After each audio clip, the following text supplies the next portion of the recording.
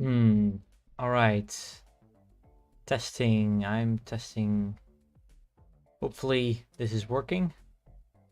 I'm checking on my screen here. All right. Should be. Okay. Oh, yes. Okay. Now I'm hearing a loop. All right. So, please tell me if everything is good, if the audio is good.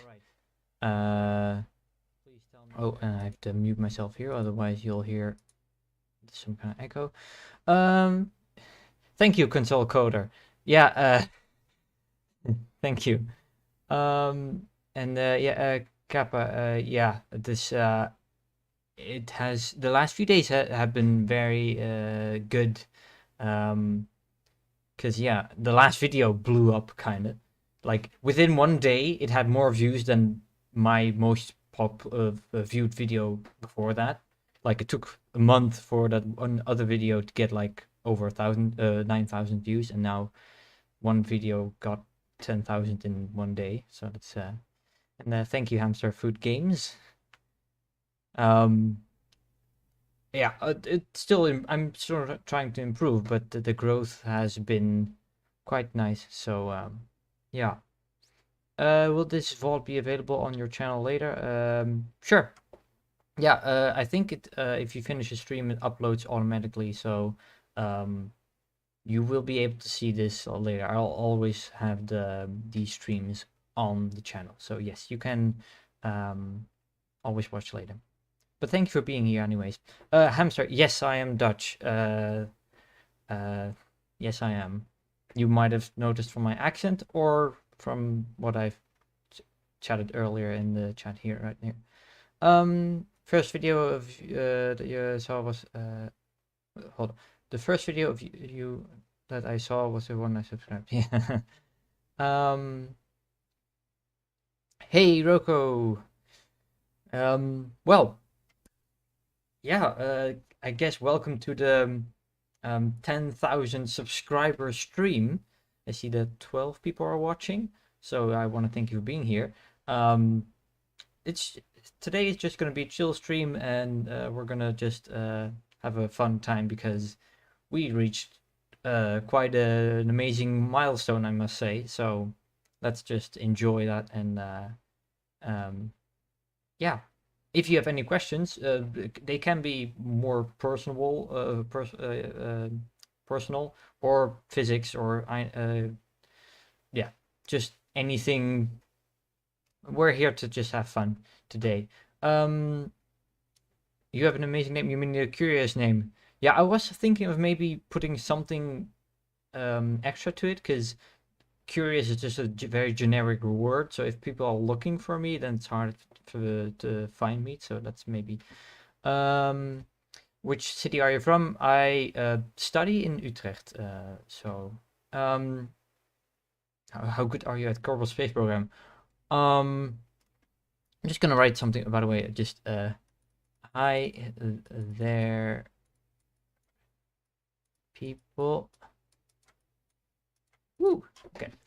So how good am I at Kerbal Space Program? To be honest, not amazing for someone who played like over 1,000 hours.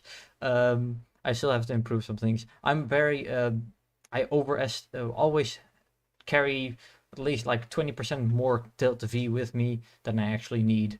I am not efficient with my fuel. I just make bigger rockets than are needed technically. If you take the max impact resistance of Kerbal, you can figure out how sturdy their bones are compared to humans. Ask your friend. Yes, I guess you would be able, like, how much kinetic energy can the bones absorb before they break? What's the delta V of Kerbol's jetpack? Then we would need the contents of of the like fuel and I think you can just test it, like just take off from Minmus. That's probably the best way, because you can take off from Minmus with the jetpack. Yeah, yeah. Are you going to expand your channel to other games or just KSP? I think for now I will be focusing on KSP because yeah, that's kind of the thing that people are watching me for now. Yeah, that's the reason why people are watching. So that's gonna be my focus. If I grow big enough that people are watching this channel for me specifically, like they like me as a person, then maybe I can expand and such. But we'll see. Okay, I'll see if I can get Minmus orbited Kerbal. Yeah, I think if you try that, you'll get just note what your orbital velocity is. If you go like horizontal, then that's instead of vertical, then pretty much all your delta V that you spend was in the vertical direction. So the velocity will have in the end will be about the delta V. So that's what I try to do. Go as horizontal as try to go as most horizontal as possible. You know what I mean. You deserve the subscribers. Well, thank you. We are growing fast, but we need more subscribers. Have you played Simple Rockets 2? No, I have not. I'm a Kerbal player through and through. Maybe in the future. I use Wondershare Filmora. When the editing video editor, I got the lifetime license like from 2015 or 2016, and that's before they switched to like a subscription. And since then, you cannot you cannot get that lifetime subscription anymore. So I'm quite lucky that I bought it just for one-time purchase. I recognized you in the voice by your yeah, I was in Matt's Discord for a while. Yeah, just you can land on good to do. What's your opinion on the real solar system? Congrats for the 1K. You have to deserve it. Thank you, Rainer. You mean the real solar system mod? Have not played it. I like the what's it not the friendly, the more laid back, just less as not as what I like about Kerbal is you don't have to take it too seriously. So I like the vibes of the smaller Kerbal system and stuff. Interesting that the name was not already taken. Yeah, I don't the tags. I think tags you cannot have the same, but I think name of the channel itself can be the same as anything else. I think I'm not sure, but I think that's the case. I used to use Phil Wonder, I'm a little bit lost the account, and oh yeah, that sucks. Because yeah, that lifetime subscription is quite nice to have. This channel is definitely goated with the sauce. Yeah. Well, the videos have been, YouTube has been pushing the videos.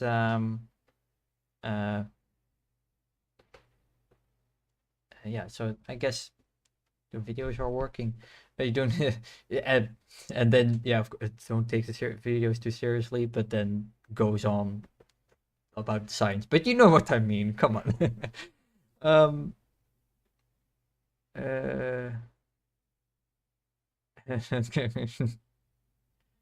Yeah, that's well, you can take it as far as you want. That's the thing with Kerbal. You can be a beginner and have fun, but you can always also take it very seriously and have fun. So it's kind of yeah, you can go all the way.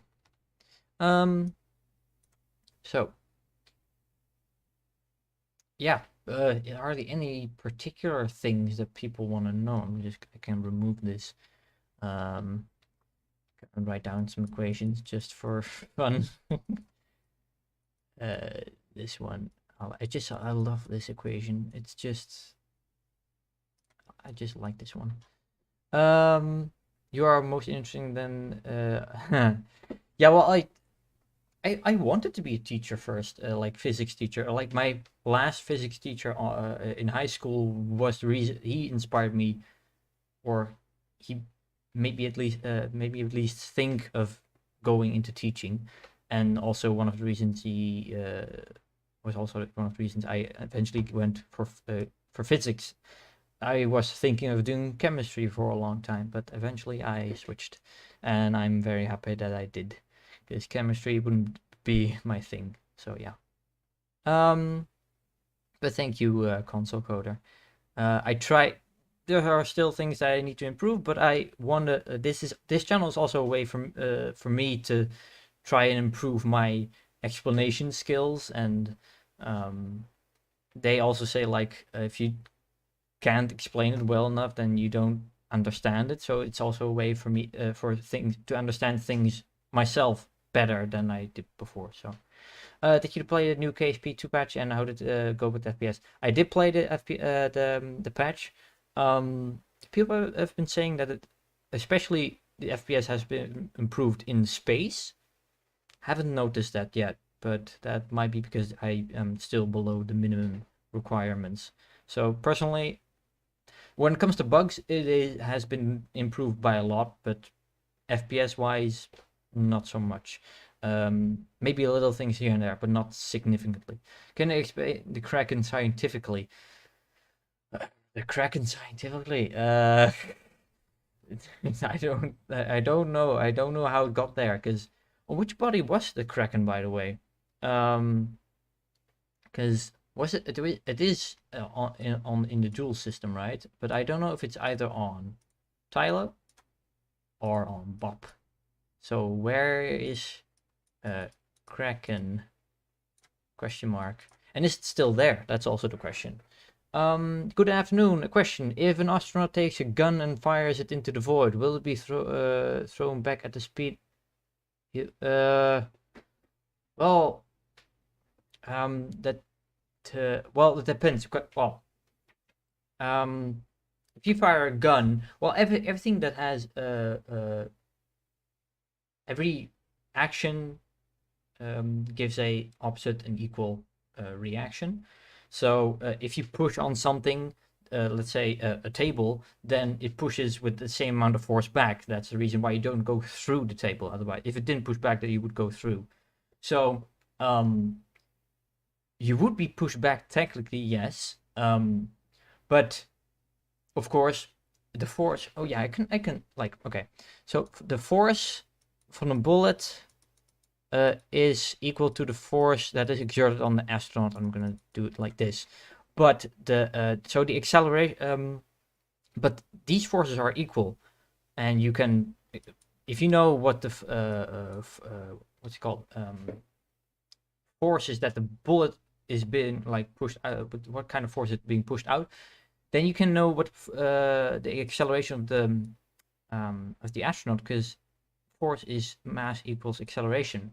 But because of the fact that the mass of the astronaut is way higher than the mass of the bullet, it will accelerate the opposite direction, not as much as the bullet. So that's the reason why you get a little kickback, but not as much as the bullet. So yeah. So the force of bullet is equal to the force at yeah, exactly. So F is m times acceleration. Yeah. The forces are equal, but because of the bigger mass, then like it takes, yeah. But yes, so that's how I would explain it. I hope that was clear. If that's not clear enough, then please tell me, because I'm also learning this. Hello, Mariano Gamer. It makes me think about the recoil though. You mean like, well, it just depends on how you hold the gun, right? Eventually, yeah. What did I miss? Well, just some chatting and discussing where the Kraken is on, and people are saying Bob. I also thought it was on Bob, but I'm not sure. Can you tell us, Mariano, if it's on Bob, or Tyler? But I think it's indeed Bob.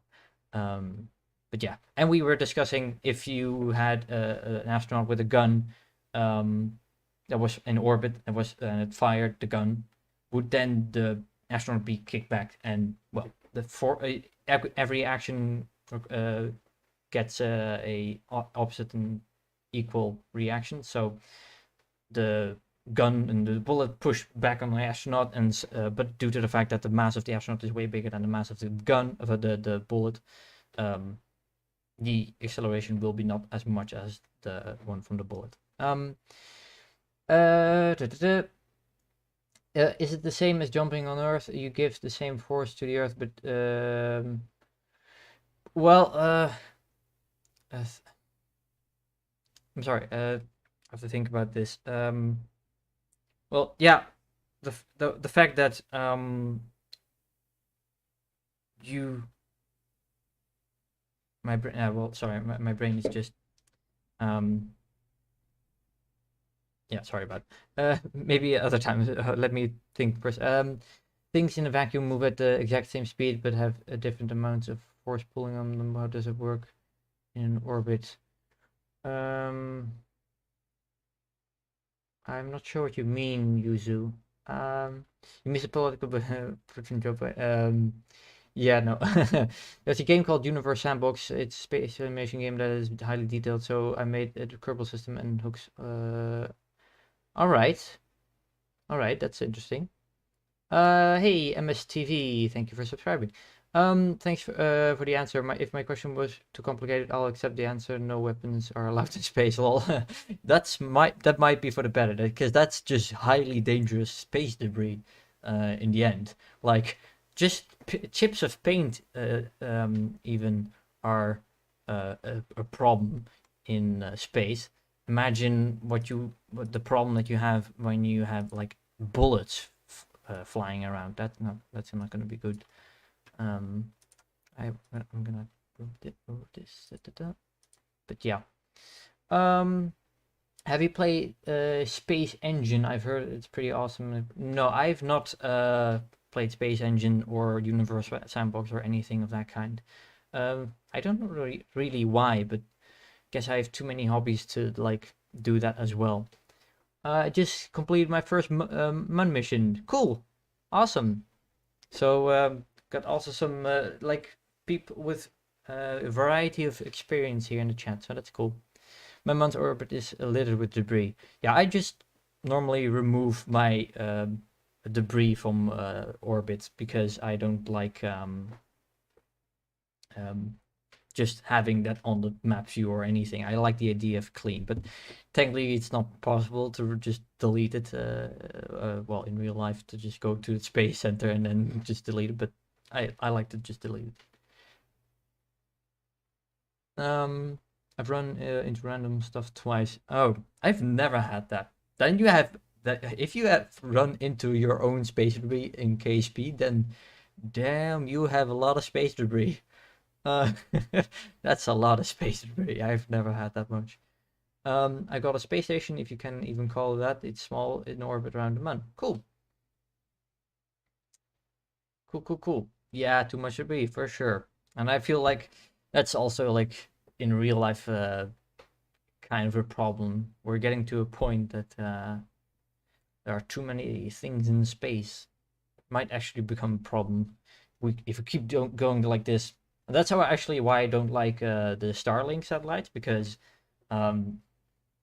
just kind of feels like space junk, to be honest. I mean, it is useful, but like they are just low Earth orbit, and then just yeah, they just are littered about kind of. So I don't like them.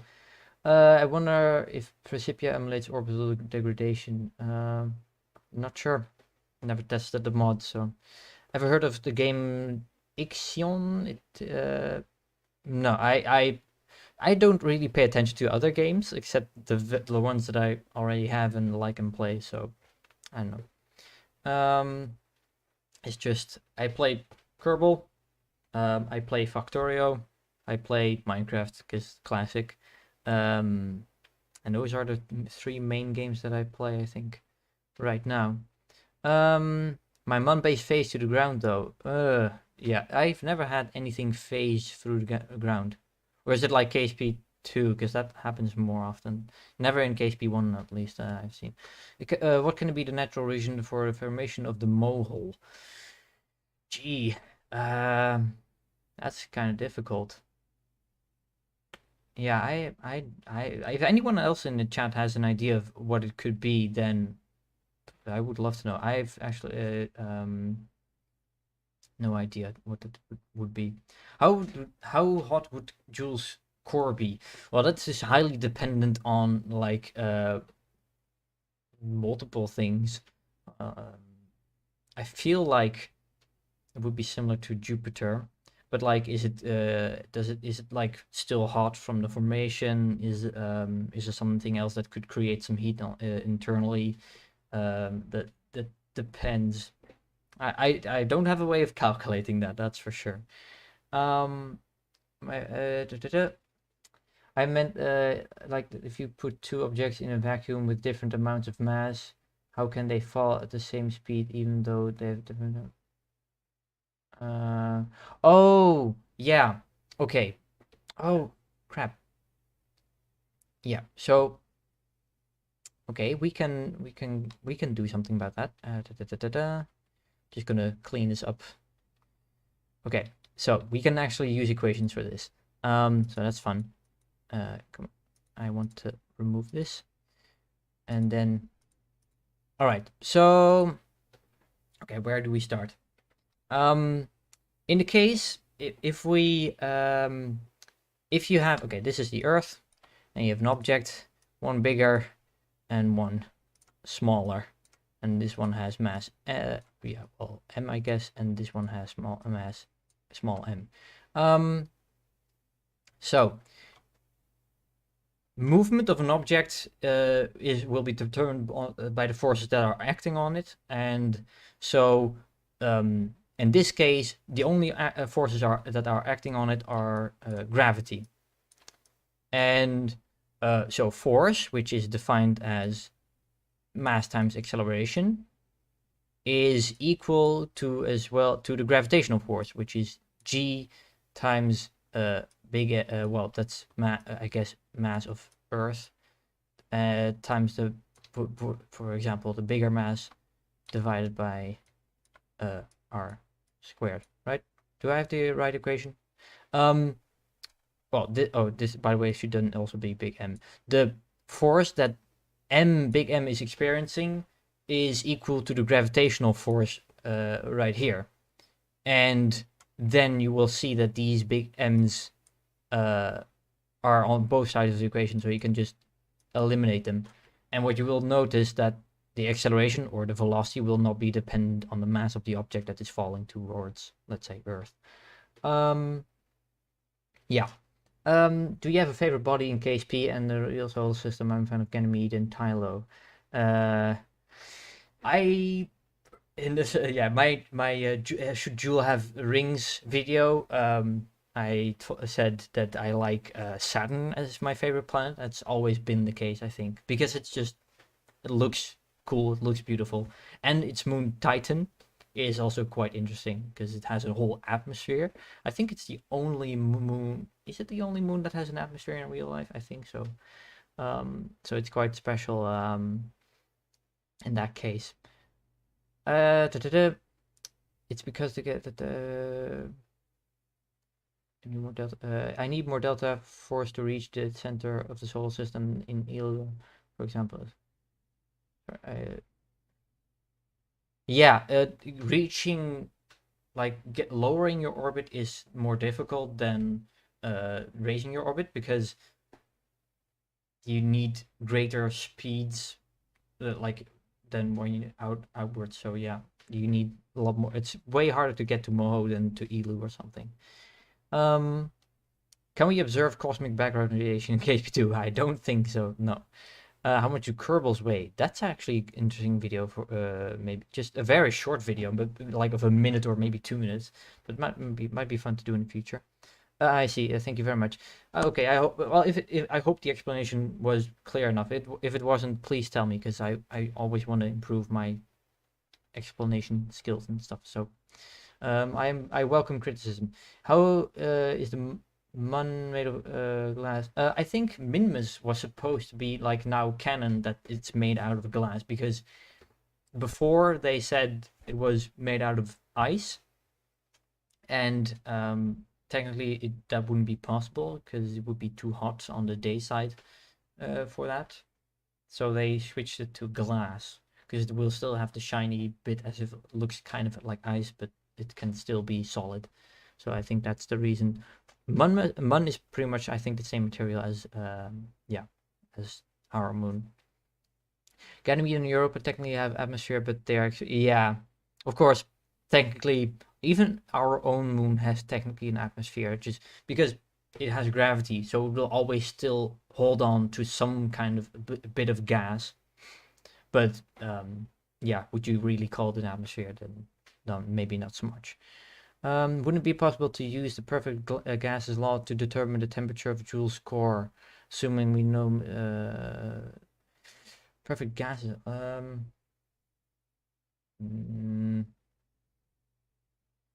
Well, yeah, well, the thing as the name suggests, it's more for gases. I don't think you can do it the same for like a solid like that, like because the core will be just made out of metal, most likely. Why does Jool have so few moons? Most why are they large? Yeah, that's a question. Huh?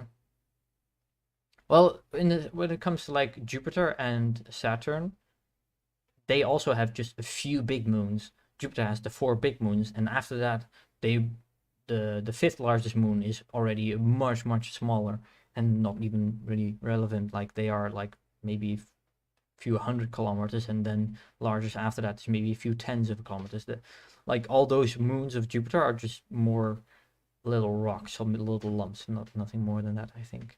So I think just they could have added a lot of tiny rocks to in KSP, but I don't think that would be like I don't think it would add anything to it. How did the glass form?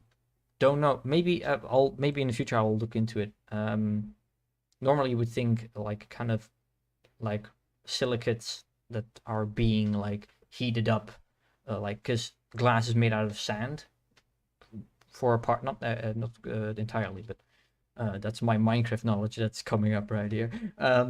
But you can imagine that if it's were some kind of silicates that would be heated up, that would form some kind of gas or not gas glass. Have you ever had the opportunity to talk to a flat earther?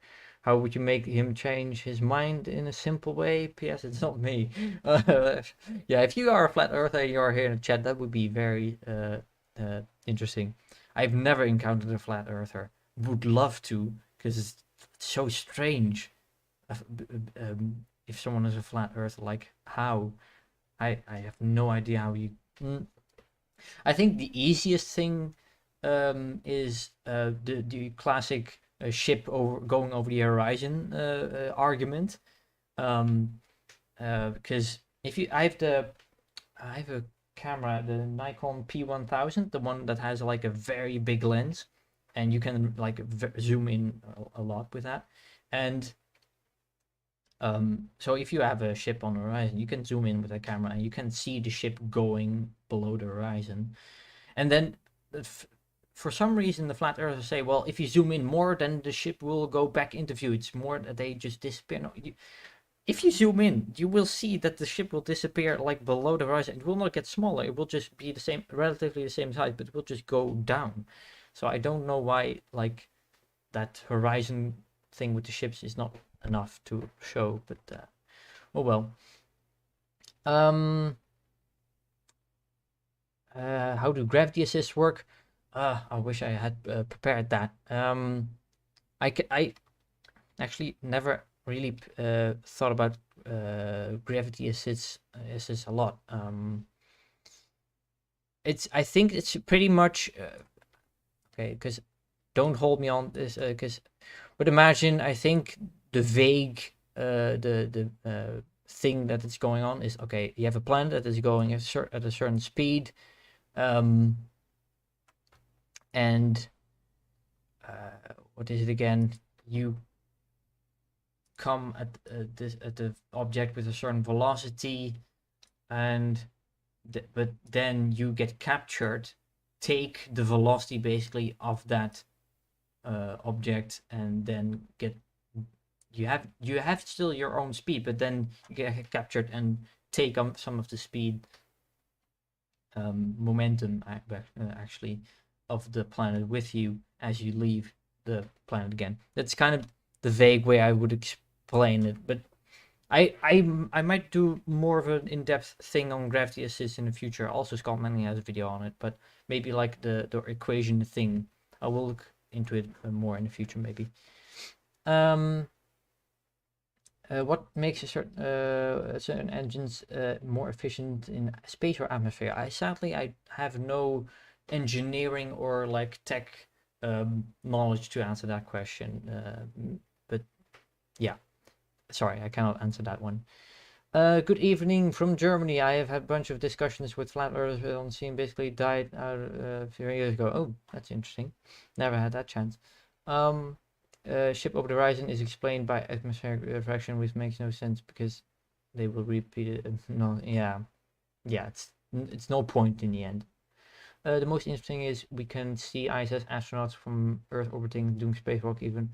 Yeah, I'm in a Discord for astrophotography and stuff, and there are some people who, with their own cameras, made such sharp images of the ISS that you can actually see the shadows of some astronauts doing spacewalks.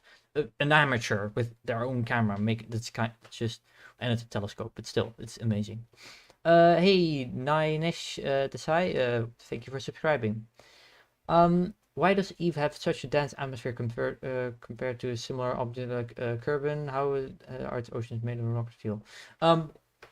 Density of the atmosphere, it's kind of similar to Venus. Venus also has a very dense atmosphere, but I don't know why it would be denser than Earth. I think it's mostly circumstantial. Like as this Kerbolar system would have been created, or the solar system would have been created, where Kerbin and where Eve and Venus would have been, was just an area where just more dust and more gases would have happened to have been like. There is no reason for Venus to have, I think, more gas or more dense atmosphere than Earth in that respect. When it comes to Eve, it has quite a bit of a higher mass, so you can imagine that it will gather more material and thus also more gases to form an atmosphere. So that's might be the reasoning for that. Imagine that you're an astronaut and you are going to step on the moon. If you could choose one song to play on the moment, what would it be? It would be one of those David Bowie songs. I think Major Tom, but it's called something else, Space Oddity. So David Bowie's Space Oddity, that's the song I would play. What is Jool made of? Could we ignite it? I have been doing research on this subject particularly because a lot of people have been asking me about like the color of Jool and about why it is green, and I want to make a video about it, and I started on it today, but then I encountered some problems because I wanted to do the same thing with the Eve video. Like if we found some possible candidates that could form green gases, then we also need to know if it could be a gas at the in the conditions that it would be in Jool's atmosphere. So we would need a phase diagram that shows the phases depending on the temperature and the pressure. And I could not find it for the possible candidates that I wanted to look up. So I'm like, okay, I cannot know what phase is if I cannot find the phase diagram. So if someone can help me with that, where I can find phase diagrams of more stuff, then I would love to know. Sorry. I'm sorry if you have gone already. Get a meep, miem. But if you are watching this afterwards, thank you for being here, well, that you were here, and thank you for watching again. Boy, a lot of life on Mars. Yeah, Life on Mars is also fun, but I like Space Oddity. That's my favorite song. Hey, Nitas, you are here. Thank you. How do you think Laythe is warm? Well, yeah, in my latest video, I used a very rough way of calculating the tidal heating. It's not accurate enough. So I want to do a more in-depth research into it, but it will take some more time because I need to read those papers in like more detail and stuff. So it's gonna take a while, and also I want to understand it before I'm gonna explain it to you. So tidal heating could be a thing. Yeah, what else? Some people said radiation from Jool. Then I think what people mean by that maybe if Jool has some magnetic fields, like on Earth and also Jupiter, because of because of the magnetic fields, charged particles will get trapped within the some of the fields, kind of. So it will get trapped in as a kind of donut around the planet, and so there will be more radiation inside of those regions due to the charged particle of highly, well, the radioactive, not radioactive, but just highly charged particles. I think that's that are there. So if you are in that region, then there are more of those particles. Then I can imagine that could be hotter, kind of, maybe more energy would be. But then, yeah, I don't know, something like that. That could be something. Perhaps recently formed core summer radius surface. Yeah, could be. Also, some people have suggested like an impact of a meteor or something, that like the energy that it brought with it just could have heated up the thing. Is possible. But then if you look at the Laythe surface, it looks too the impacts look too old to still have that energy from the impact to matter. So I don't know if that's the impact of the thing would heat it up that much if you look at how it looks now. So I'm not sure about that one. Did you consider differing efficiencies, solar power in space? KSP should be probably compared to ISS. Yeah, yeah, that. Yeah, I was trying to look that up, but I wanted to make a shorter video and stuff, but in the end, yeah, I should have done that probably. So maybe, yeah, but yeah, in hindsight, I just should have done that. Yeah, I did look up like the size of the solar panels, but then and how much energy they provided, but I was like, do I really want to calculate that? Can I just Google what the output of a normal solar panel is and just use that? So I was kind of lazy, so that's the reason why I didn't use it. But it would have been better, yes. We need the lore. Yes, I'm working on the lore video, so yeah, I hope to have it finished this weekend, but I'm not sure. Um,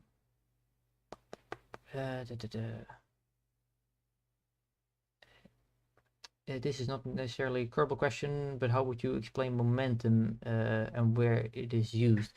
Momentum, I would say, is the amount of that an object is not willing to change the direction it is already going. So if you have a certain amount of momentum in one direction, and then in going in a certain direction, it shows like the how much, well, you could like, the object doesn't think, but how much does the object want to keep going that direction? That is what I would say is momentum. So how much does that object still want to keep going in that direction? So how much does it want to push through if you're if you want to try and resist it from still going at that speed? Could you draw a diagram of how the Kerbol system was formed? Gee, I don't know about that. But you have those protoplanetary disks, right? There are some pictures on the internet and where you see just gaseous things just form around here. If you look up protoplanetary disk, you will find some cool images of things. Is the Mun close enough to turn into a ring? Don't know, actually. We could calculate that one. But then I have to grab that equation of the Roche limit. The Roche limit is distance, which is the Roche limit, is 2.44 times r, I think, times density of the bigger planet, I think, divided by the density of the object in question to the power of 1/3, I think. So we'll do that. Sorry, if people can answer each other's questions in chat, that would be nice, because I will try and calculate what the Roche limit of Kerbin would be, knowing what, if with the moon. Then I realized I don't have my calculator right here, so I will need to grab that. Can anyone give me the densities of both the Mun and Kerbin? That would be nice if anyone can go to the chat, to the wiki, and look that up for me. In the meantime, I'm going to grab my calculator, because I will need that.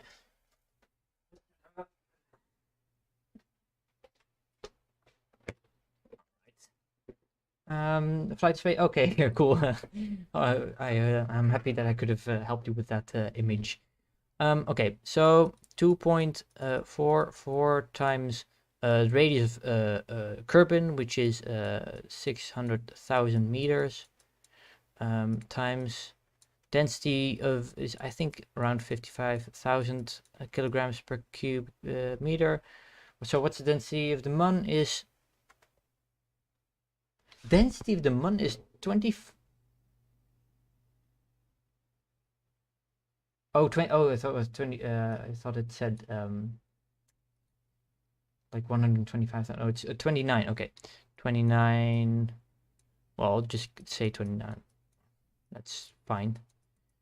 Okay, so the Roche limit for, well, we don't have to plug the 600. We can just say it's just still r, and then we have the distance defined in terms of r.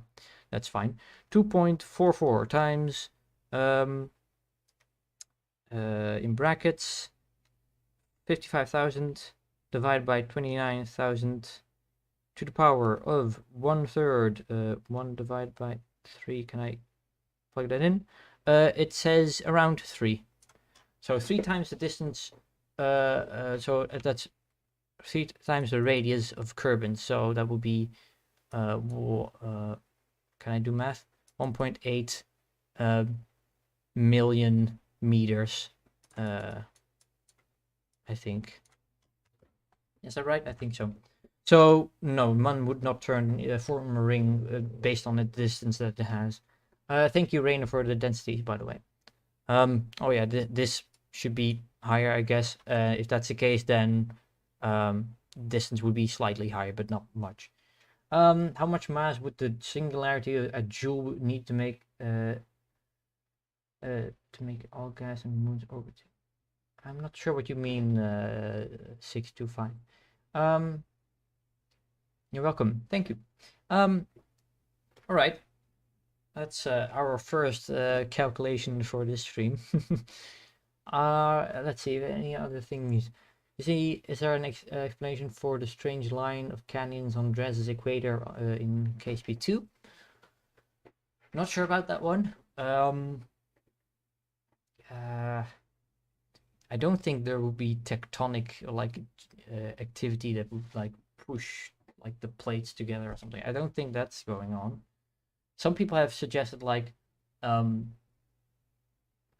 things from the rings as well. You could imagine that rings form due to the fact that or in one plane due to the fact that some things bounce around. Maybe some objects could have fallen from orbit from the ring and just crash into Dres along the ring. That might be a reason why but then we would say yeah, I don't know. I don't think that's the best explanation. I'm not sure about that one. Why is there no other animal life on Kerbin? I don't know. Well, just because it's more convenient. Why would you all have to create all those animals and stuff? It's just convenience. But it's interesting how the only buildings on Kerbin are the Space Center. A scientific explanation for the Mun arches are in order. Yeah, well, we know at least. Well, do I want to spoil this? Is this? Do people know about the arch? And the arch in what do people know about the arch in KSP2? What would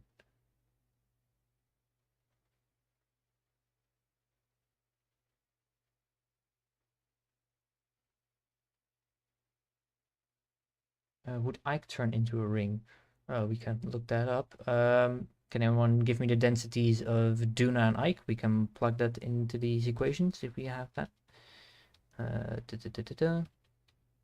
And we can.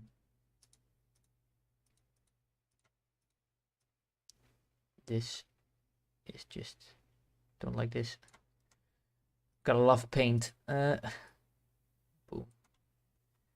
Okay. 2.44 times. Let's see. Duna is okay, 33,000 basically. 33,000 divided by what's Ike? Am I looking wrong? I don't think we have Ike in the thing, right? Let's see. How old is the Kerbal system? I don't know. Ike, okay, Ike is similar. 30. Yeah, 30,000. I'm just gonna make it. 1 divided by 3. About 2.5 times the radius. D is for Duna. With Ike is about 2.52 what I got. But yeah, so probably not. You need to be quite close to form a ring. How old is the Kerbal system? Well, that's hard to say. It's kind of in a similar phase as our own solar system, so probably a couple billion years old. I'd say at least like 3 or 4, because like from the formation things need to cool down and stuff, and takes time. So it would be interesting to use ion engines, known ISP, no reverse engine. Yeah. Maybe I'll do a more in-depth video on like electric charge and the energy stuff in KSP. This is actually very surprising. Wow, didn't know I was yeah, didn't know that either. Hold up, guys, because my microphone is this also stuck to my bottle, and I will need to refill my bottle because I have my throat is getting a bit sore because I'm talking so much.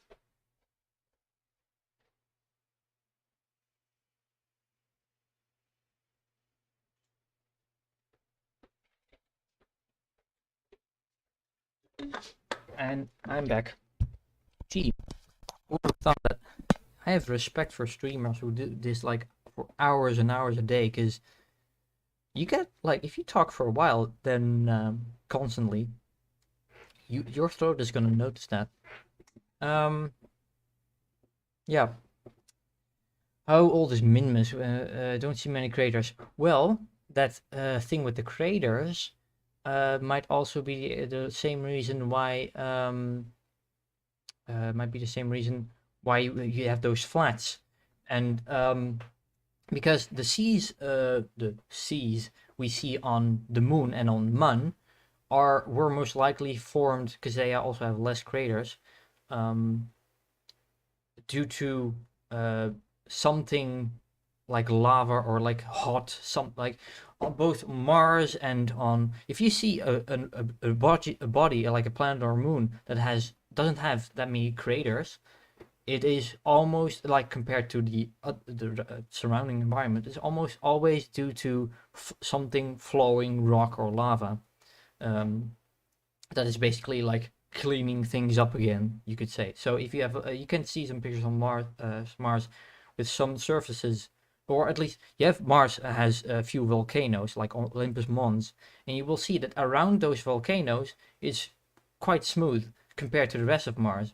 And the explanation is that lava from those volcanoes like flowed through around those volcanoes and basically smoothed things out.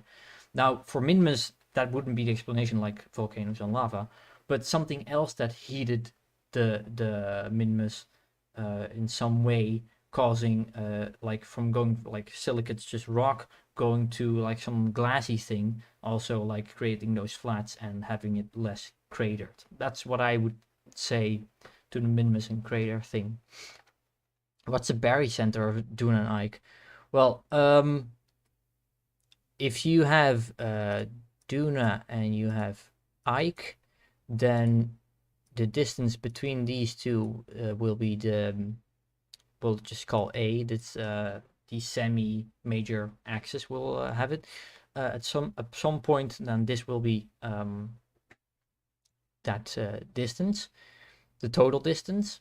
Then the points at which the center of mass will be is defined, or we can like what is the length of this piece and what will be the length of this piece, and we can say like, all right, so we can call this A1 and A2, and A1 will be the fraction of so it will be smaller, so yeah, hold up. So it will be the mass of Ike divided by the mass of Ike plus Duna. Hold up, that doesn't mass Duna. And A2 will be the mass of Duna divided by the mass of Ike plus the mass of Duna. And what you will see is if you add these up to each other, because A1 must equal to plus A2 must equal to A in general, and what you will get is equal to like M. If you add these two, you get Mi plus Md divided by Mi plus Md, and a value divided by the same value is 1. Times A, by the way, times A, sorry, is 1, so we will get like, okay, A1 plus A2 is A, so yes. So if you have this, you can calculate the barycenter, so like compared to like the whole distance. Oh boy, a lot of questions. As Minmus famously made cheese with cheese is as dense as measured density of Minmus. What anyone know density? I think everything in the Kerbal system is denser, but if you like divide by 10 and assume that it's the real density, then it would be still dense, I think. I don't know. Can anyone tell me what the density of Minmus is? Then we can divide up by 10 and maybe we know what kind of density it is, and then compare it to the density of cheese to know whether it could be cheese. So can you miss a solar system by a fart if you are in deep space? Like the change in velocity would be enough to like push you over the edge and miss the thing. Well, if it's the farther away it is, then yes, maybe it could be. How heavy is a normal Kerbal? I heard it's around 10, but 10 kilograms. But maybe you can figure it out. How tall is Kerbin compared to human? I think Kerbals are like about 1 meter tall. I think so, because if they are smaller than the width of the 1.25 meter part, I think. So I assume it's around 1 meter tall. But the weight that I would have need some more information if I want to do that. I'm in school right now. Luckily, I'm on break. Well, thank you for taking the time on with watching this on at school. Yeah, thank you for taking the time. Are Kerbals capable of photosynthesis? That word. Yeah, this is a whole discussion in those developer videos. Like, what are Kerbals? Are they mammals? Are they plants? Are they fungus? No idea. What's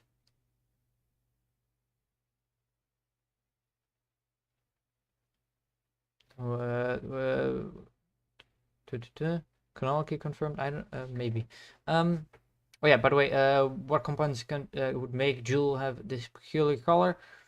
The suggestions I've seen people make is chlorine, but it needs to be way hotter for that than it actually is the temperature at Jool. So chlorine is a green gas, but at our pressure, at 1 atmospheric pressure and the temperature right here, but Jool would be too cold for that to be a gas. So I'm still looking for more explanations. My expensive space shuttle explodes on the dark side of the moon because my comm, that's terrible. No, nobody notices. Did it still crash? I don't know. Yo, let's say there we go. Why don't spacecraft heat up in space in KSP? Well, okay. So a part of it, of when you receive light, you reflect it. So not all the heat is transferred to the thing, but indeed, any object in space will, if it's like if it came from a colder place, you could say, and in space it will heat up.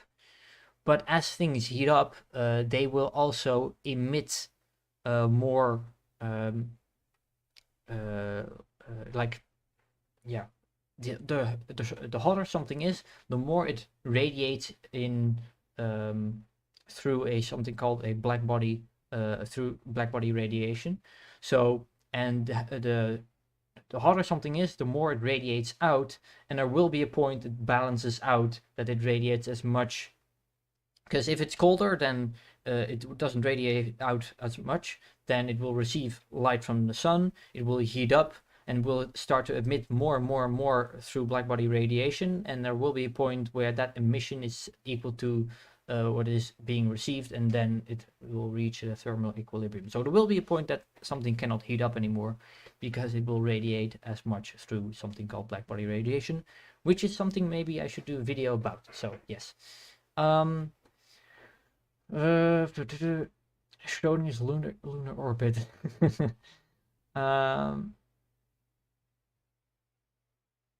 Why are the orbits of some planets in KSP offset like Dres and further?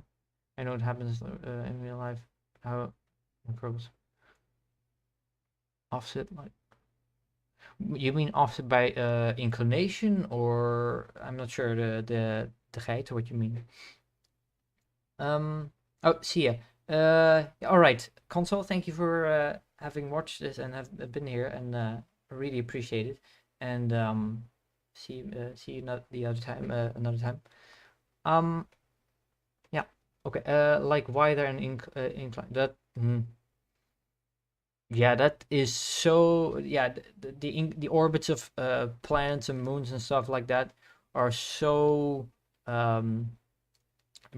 really depend on the initial conditions, and they could be anything. So I don't think it tells us that much about a system, unless like the inclination or eccentricity is so extreme that it tells something about like some object that is influencing things. But yeah, I don't think there is a very interesting or relevant explanation for anything in particular in that case. Like, there are some comets and some asteroids and rocks and things in the solar system that have like weird orbits, and I can maybe I'm gonna remove this and then do this again. So if we have the solar system, oh no, okay, here we have the sun and some orbits.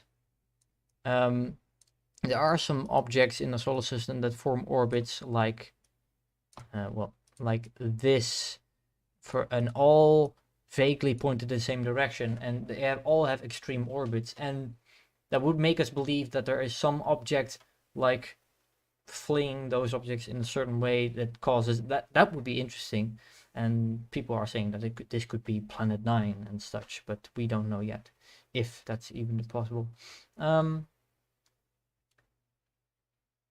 I've seen someone say early on chat how old Minmus is. I think it has to do about the big crater. I'm not sure what you mean by that, but why no planets/moons in polar orbit? Okay, yeah. So when a thing like a solar system forms, objects are flying around in all directions, but purely oh crap.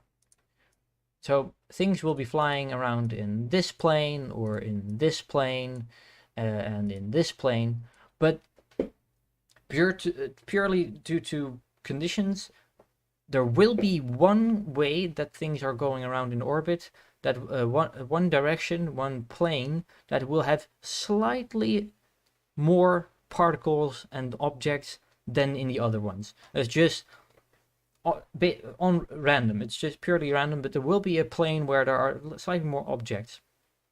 And objects that are not in that plane will then hit objects in that plane, will likely hit objects in the plane that with more objects.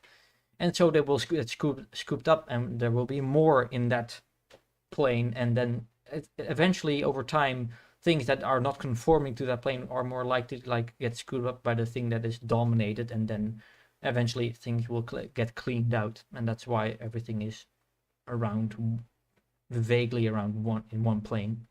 I hope that answers your question, why Werner. I hope that helps. Please tell me. Thanks. That was my question. Last question from me. I do also want a black hole in KSP2. I would love a black hole in KSP2, especially if they do like the gravitational lensing, because the singularity mod from also Black-Rack, I think, has the warping of light around the object, and I like that a lot. I find that I want that to be there. So all right. Explain the eyeball planet Puff. Yeah, that object is cool. I don't know if anyone has seen that picture yet. Puff is really cool. So it's basically an eyeball, I guess. Kind of a brownish place. I think it had poles, right, like this, and it just had one big, enormous, round lake. It was very weird. Most likely, a long time ago, before when it was formed, just big impact crater that carried some molecular water with it, and then as it warmed up, it melted basically around that place, and then it formed the lake. That would be my explanation.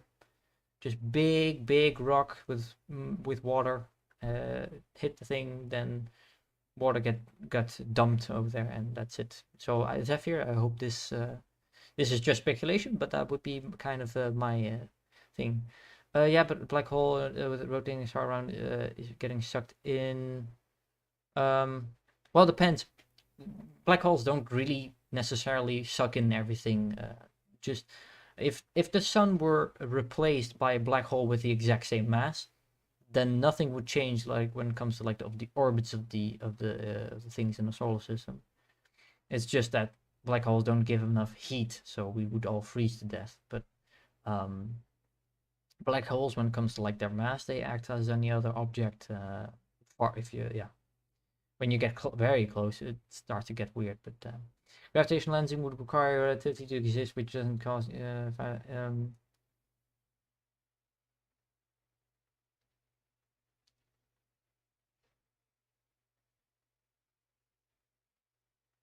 Oh yeah, well, I don't mean with the black hole and like the gravitational lensing and stuff.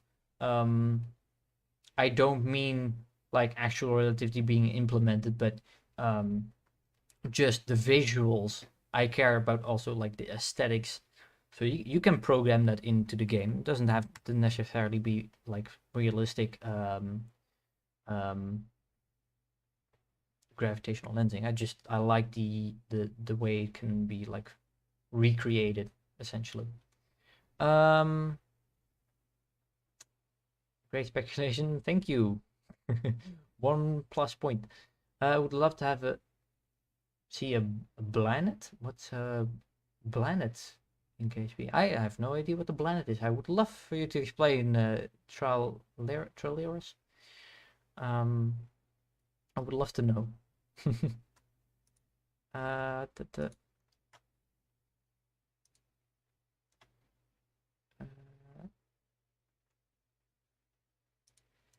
Oh, sorry, I was just looking at them. So, how many Kerbals does it take to screw in a light?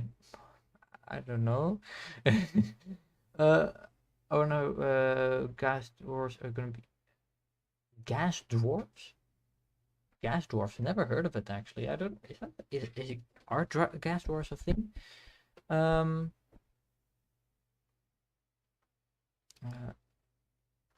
Okay.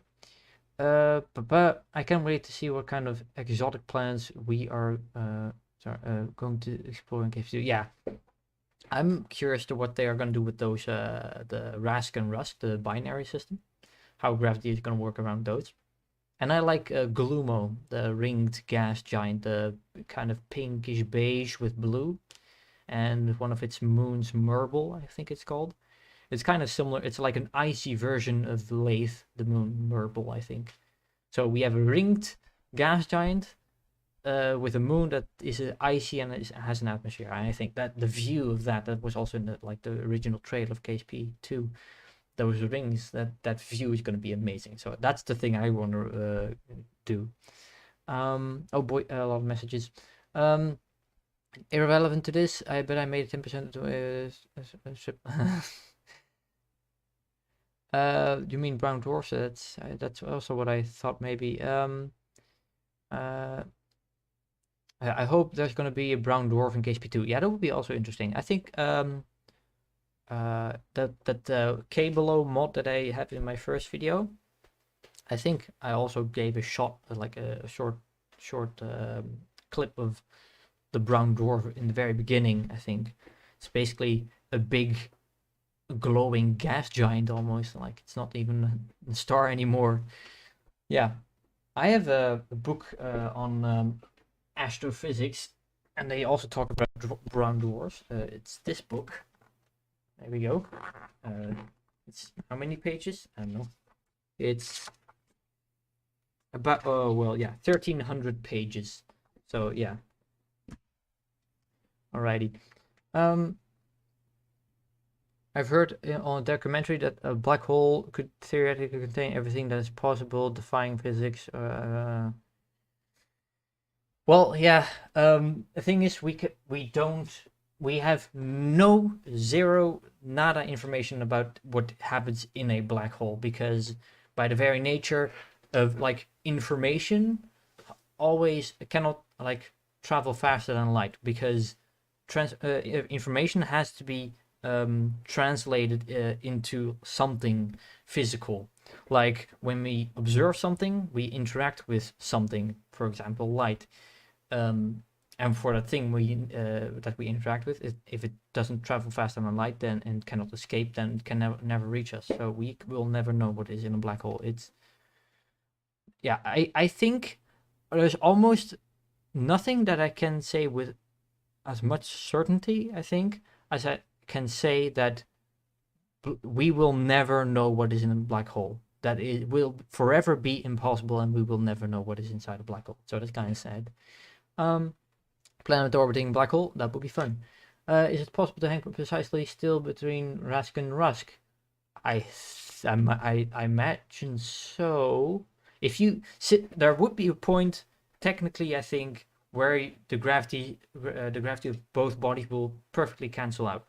But that is a very precise point. If you are even like 1 centimeter off that point, then that you will be experience a little bit, even if it's a little bit. Given enough time, you will fall towards one of the bodies. If you're not exactly on the millimeter or the nanometer exactly on that point, the gravity will not be equal, and so you will eventually shift to either of them. Would it be possible for Kerbals to not only hop from star to star, but also hop from to other galaxies? That's difficult to say. I have not done a lot of research into like realistic space travel and such. Hi, Nathan Davenport. Thank you for being here. the void between galaxies is so vast. Might be technically possible, though you still have to escape from the pull of a supermassive black hole in the middle of the center of in the center of the galaxy. You could calculate the escape velocity of Sagittarius A star, the black hole in our center of the galaxy. So if you can calculate that escape velocity, then you would know how much delta UV you would need to escape the Milky Way. So that's maybe what I would do. How do you know? How do we go to planet in another solar system? Like, how do we get over? I think it's just eliminate this again, then use this. Oh no, the paint bucket. If you have star, orbits, and orbits, yeah, you will need to just go there, and the moment when you get close, you will need to slow down because will be way too fast. If you escaped here, then you will probably also not be captured like this. So you will need to slow down. You will eventually get just in an orbit. As you approach it, you will slow down, get captured by the star, and then from that orbit, you will have to adjust to get close in like any other orbital transfer to another planet, I guess. From a high schooler trying to aerospace engineering, would you recommend any book about future physics subjects as orbital mechanics? Yeah, I'm not like in the tech side of things. There is a book of about 600 pages, like what's it called? Is it orbital mechanics? You can find the book for free. Rainer, remind me of just in some other post in the future, post reaction, I will try and find a PDF of a book that I saw a time ago. But I have no real specific things and tips. Sorry, because I'm studying physics, not engineering, so I don't have any specifics on that. Gas dwarfs or mini Neptune? Yeah, okay, mini Neptunes. Yes, okay, yeah, that I have heard. Because I did a course on exoplanets last year, and it's the only subject that I was good at, and I finished it with a perfect 10 on the exam. So I don't want to brag because my average is like below a 7 out of 10. But that subject I'm really proud of because I got a 10 for the final exam and I'm just happy with that. But yes, mini Neptunes are the interesting thing is, like, our solar system has 4 terrestrial planets and 4 gas giants. But funnily enough, the most common planets in the universe are super Earths, as they are called, and mini Neptunes. So they are between the Earth terrestrial planets and the gas giants. So you have like you have terrestrial planets, you have super Earths. Well, just like if this is Earth, then we have just like super Earth, like this. Then you have a mini Neptune. Is probably like this, maybe around this, and then Neptune itself is probably around the size of this, and the Jupiter even like bigger, like this or something like this. So Neptune, this is mini Neptune. We got super Earth, and we got Earth. So yeah, mini Neptunes indeed are quite common. I have not seen anything close like a super Earth or mini Neptune, which I'm quite sad about because they are the most common. So why wouldn't they? Maybe because they are the least interesting to visit. But yeah, I would love to see more. Hey, Thomas, sup? Thank you for being here. Just do gravity assisting searchers. Gravity assist. And if you do gravity assist like that, then you would need to get closer to Sagittarius A star. And as we know from like Moho, that would require a lot of delta V. So I don't think that's as efficient as just escaping from where we are. Okay, Wouldn't the planet's sphere of influence not be perfect spheres because the gravities of other objects, say Earth, choosing?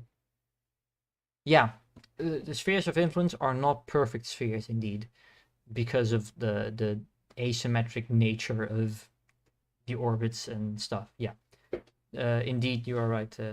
They are not perfect spheres. Physicists and philosophers are the philosophers of the engineering sciences. Yeah, as a physics student, I I'm trying to not be being offended by that, but sure. Would it be much harder for spacefaring civilization to exist on? Yes. If you live on a super Earth, then life spacefaring is indeed way more difficult. It is already quite difficult here on Earth. Super Earth is, whew, near impossible. I think. Is it actually even possible to like without any outside thing? Yeah. Yeah. Yeah. Super Earth, not a great place to live if you want to be a spacefaring civilization. Um. Also mass orbital period calculations. I guess so. Red fusion. What are your thoughts as to why the Space Center has heated up? Oh, Space Race has heated up again. You mean is there that the space race in real world? Is there a space race going on? I don't know.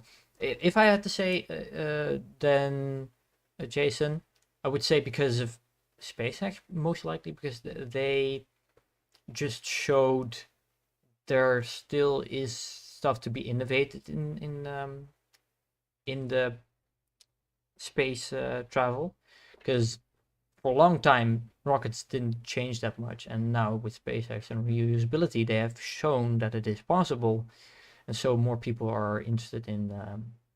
So, yeah, yeah,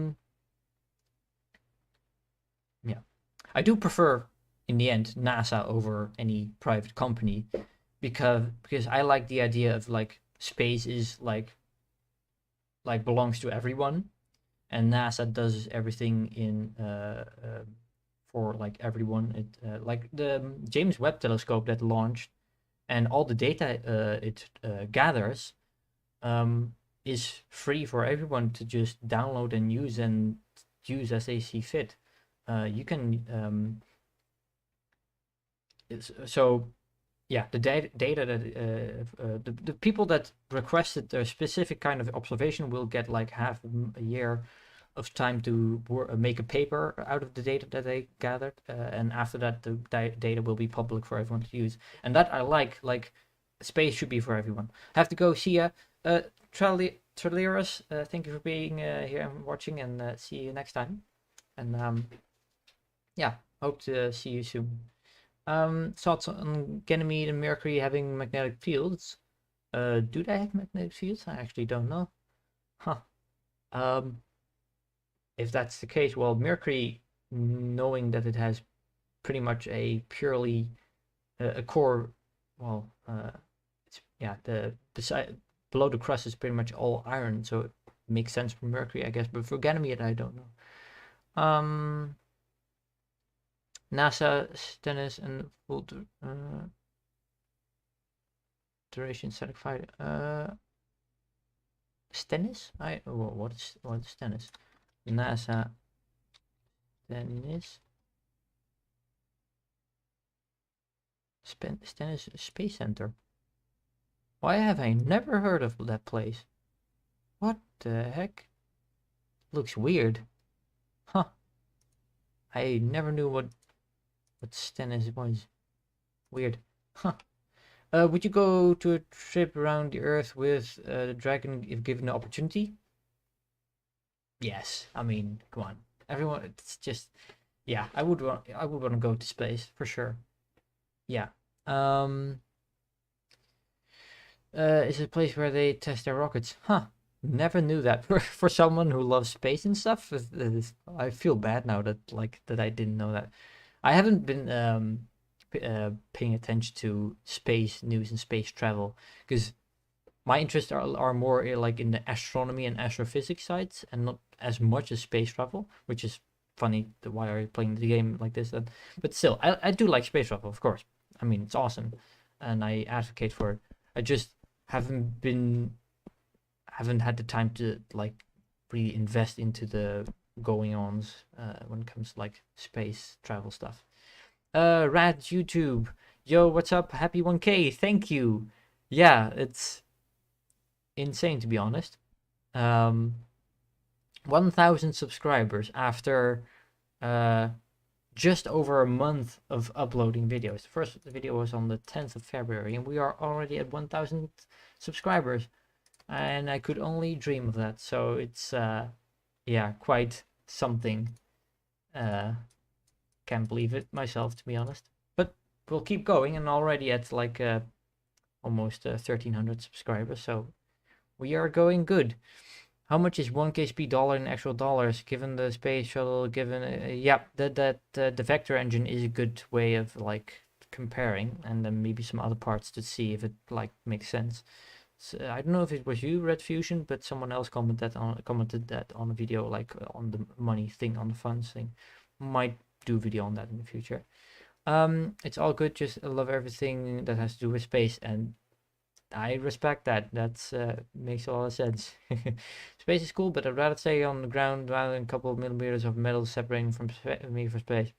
Yeah, I can understand that it's not as comfortable. I wouldn't want to go to Mars. At first, I wanted to, but in the end, like, why would I want to go to Mars? Because you'll live underground with a bit of dirt on top. You will be just in the cellar. It's just when you're on Mars, you will not see anything because due to radiation, it's not safe to go outside as much. So yeah, you will have to live underground for Mars if you want to be safe. Mercury has an elliptical orbit, so its core gets maintained. The pull from the sun again means core being pulled due to movement. Okay, yeah, that.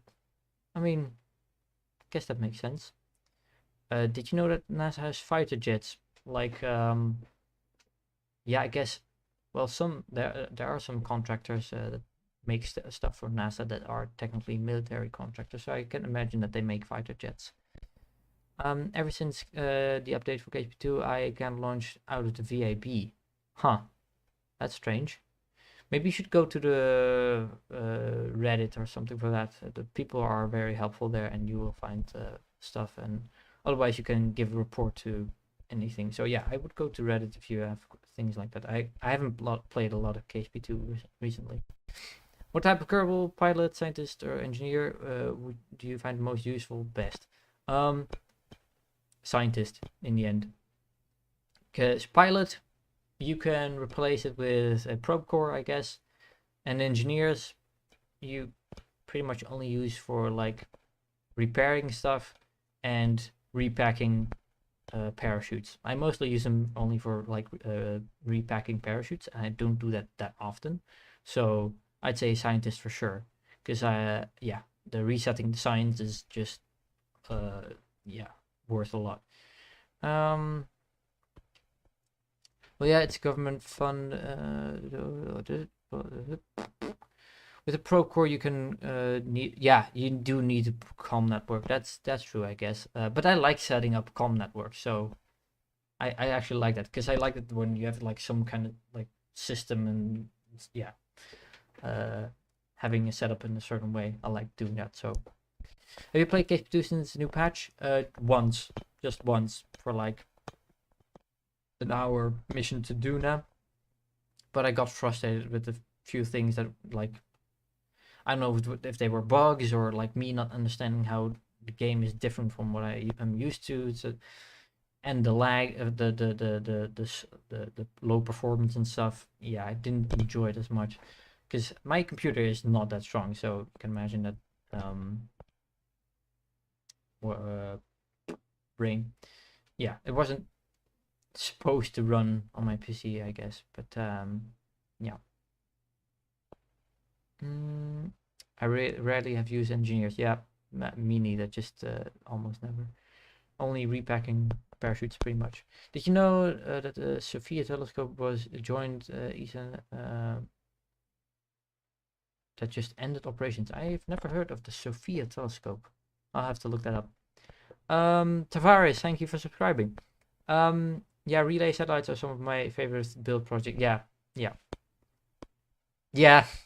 Well, I don't only the green lines, but I also like the orbital lines, because what I normally do, if you have like the mun like this, I don't do them in a triangular shape to like cover like this.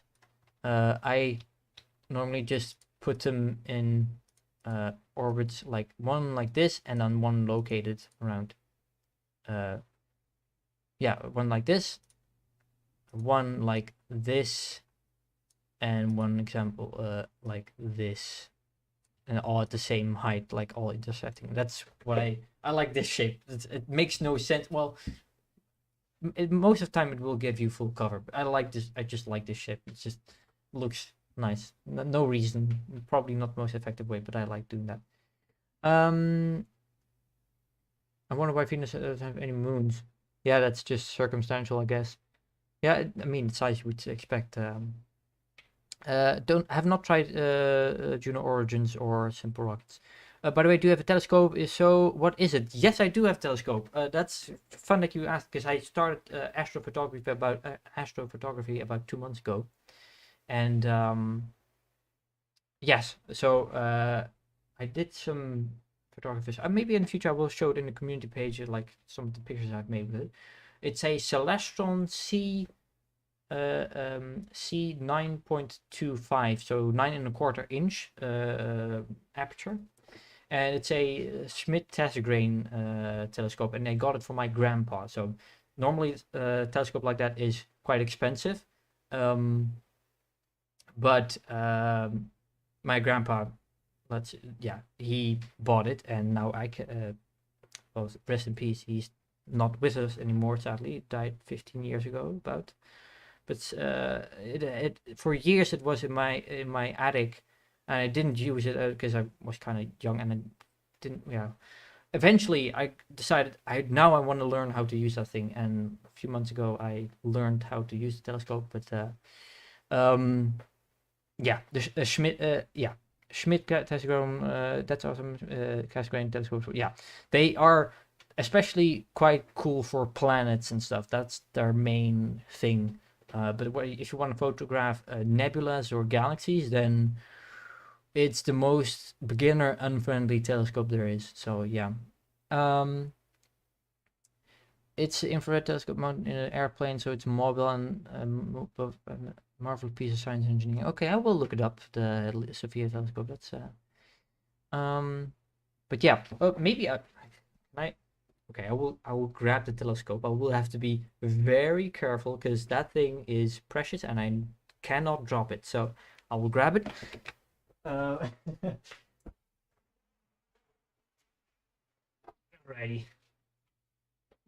Oh.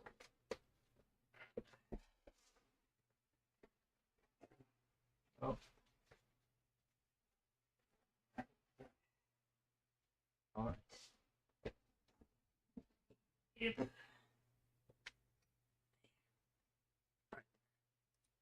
This, oh boy, this is the boy, the telescope. Yep. So, and I'll put it back immediately, because I'm scared I'll drop it. Boy, already having trouble here putting it back. Okay, put it back in the safe spot again. There we go. That was the telescope. Oh, where's the chat? I want to see chat. Think of investing in DSLR, big lens, deep sky photography. Yeah. You can get cheap DSLRs and things nowadays. So yeah, if you have a sturdy tripod, DSLR, and I'd say 50 to 200 millimeters lens, that would be I've never done that, but what I've heard, you'll probably be fine for like wide field stuff. Is Sarnus's color correct? I mean, the color seems quite realistic, so I think so. I wonder how much darker it would get if a nebula would pass through a solar system. Yeah, I think that those dust things are not that dense, so I don't think you would see that much. Oh boy, there's a goddamn. I'm now reading the comments of the telescope. I have a zesty small 8mm refractor. Okay, cool. Yeah, refractors are also what is? There is a reason why. Yeah, that's the thing. Refractors. The fun thing with refractors is you don't have the secondary mirror that's in the way, because the Schmidt Cassegrains have the obstruction, as they call it, the secondary mirror. So that's kind of a downside. Refractors don't have that, so you can collect more light in that way, I guess. Is it possible for a comet to be captured in orbit? I guess so, but if it was like captured by Earth or something, or like Kerbin or whatever, close to the sun, then it would still like the get ice will get blasted and dust will get blasted off by the sun. So eventually it would just become just a rock, because after all the ice is gone. So come to think of it, I never really looked at your subscribe count. Seriously, thank you. Coffee or tea? Tea, always tea. Screw coffee. Never talk about coffee again in my. Well, I'm gonna make people angry with this, but no, I'm never gonna drink coffee. Don't like it. Get away from me. Have you ever used Universe Sandbox? No, I do not own it. And on my last video, people have been saying, "Oh, use Universe Sandbox and stuff or whatever." Space Engine? No, I think Universe Sandbox, but I don't have it, and that's why I didn't use it to do the simulation thing. The script I found and the Python thing, I've done some with that in the past, and so I use that because that's just what I'm familiar with. So that's why I used the programming thing.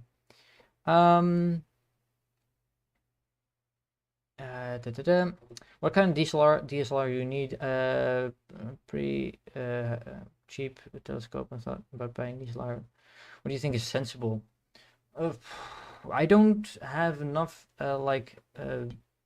experience to with definite to be very I cannot speak with that much authority about that. So I would, just to be safe, ask around on the internet or Google it, just to be sure. The camera that I have is a Canon 550D, and it's from 2009 or 2010, so it's quite old. It works fine. Maybe 1 or 2 generations newer might be better. So yeah, I think you can get that camera for like $150.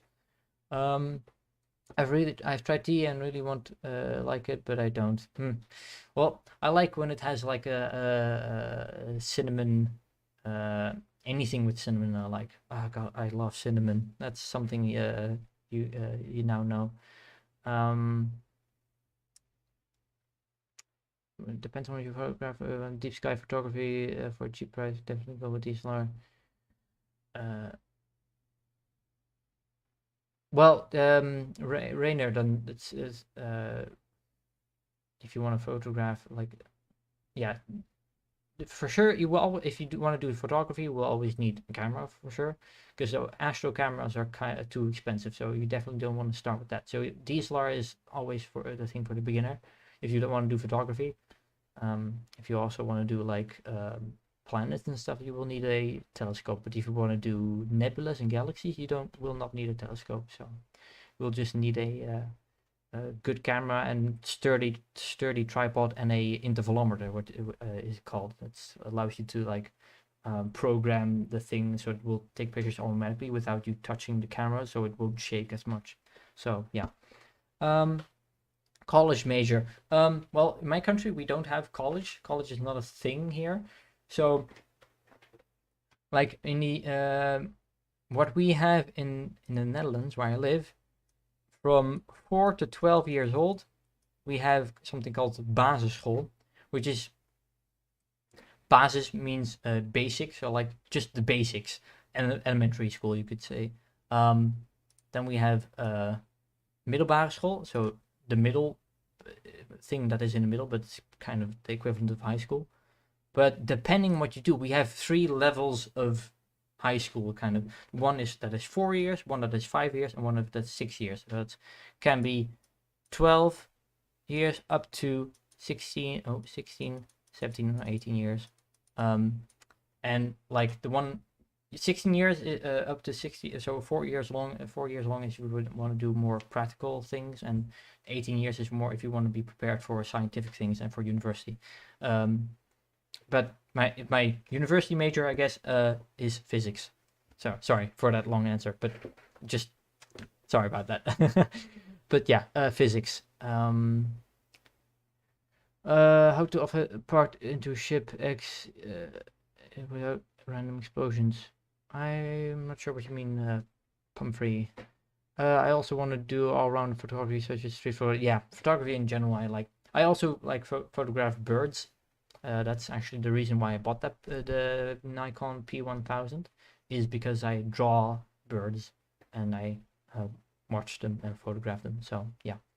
But I might get a camera once it's a better situation. Yeah, tough times.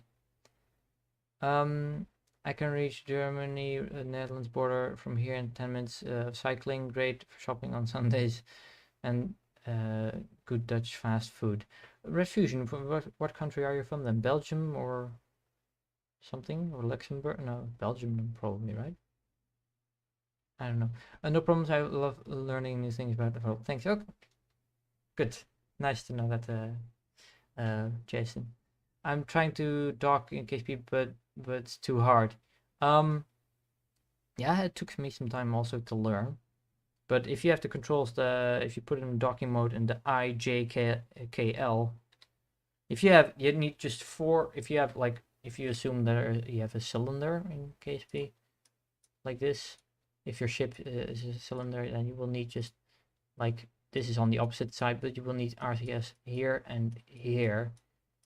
Then you have control over both sides. And if you do then use the IJKL, then it's just a learning. But it will take some time, but eventually you will get there.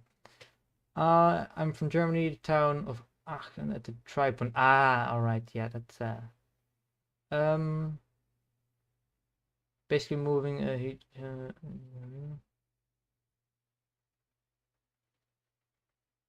I'm not really one that used the offset tool to clip things together as much. So so I have the Netherlands and Belgium right here. How does Lagrange points work? Sorry, excessive amount of questions. No, it's all good. That's why we are here.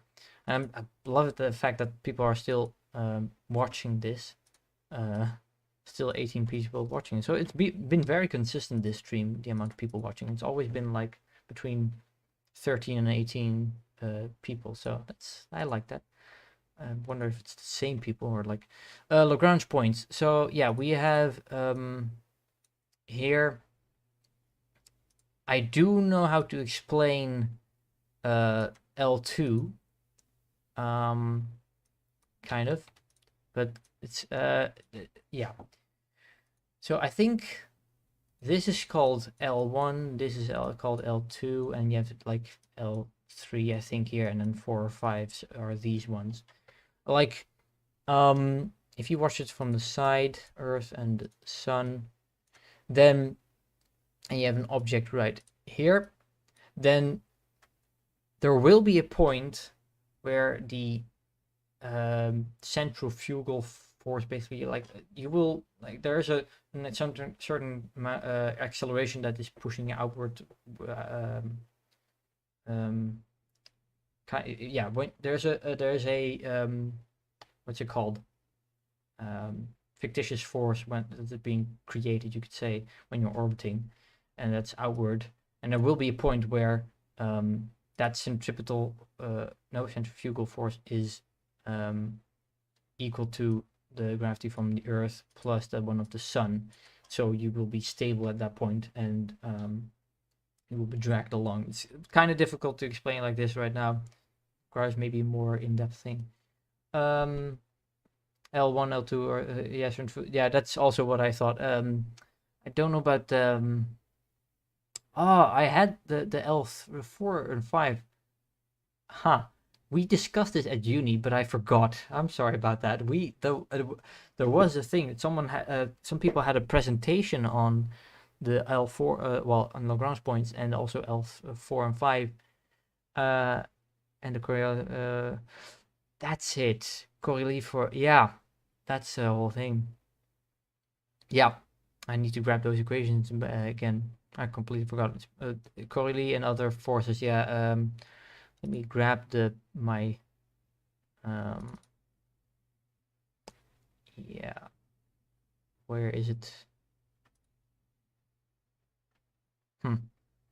Where's my summary?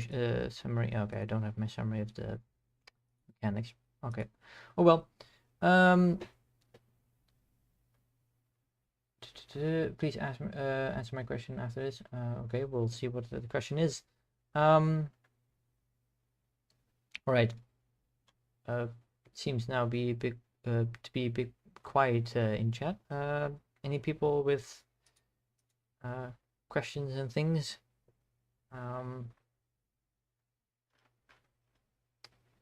There's people. It's quiet. I don't see anything. Is it on my side? Is everything going well? I'm not sure. How is the Netherlands?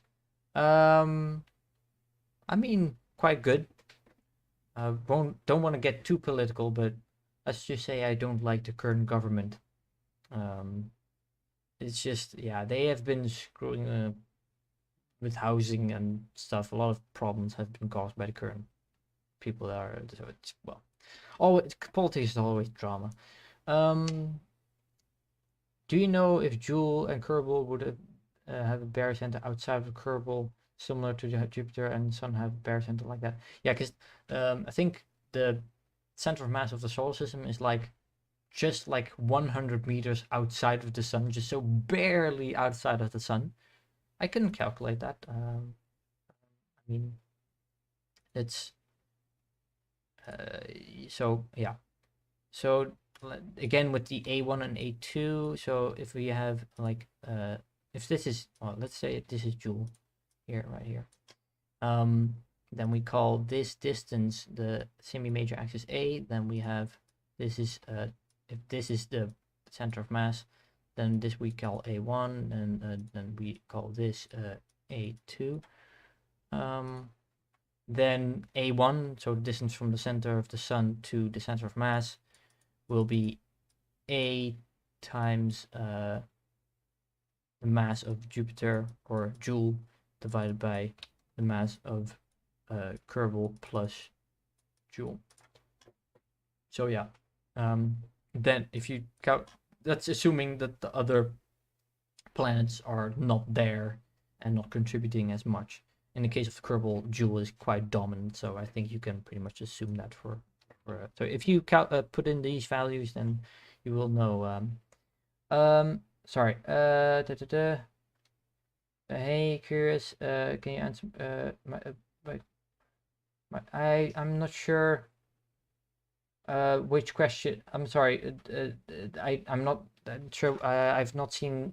Can you repeat the question? Because otherwise I will not be. Because chat is going by and I'm not scrolling back, because that's just going to be impossible. So, if you could post a question again, that I would like that.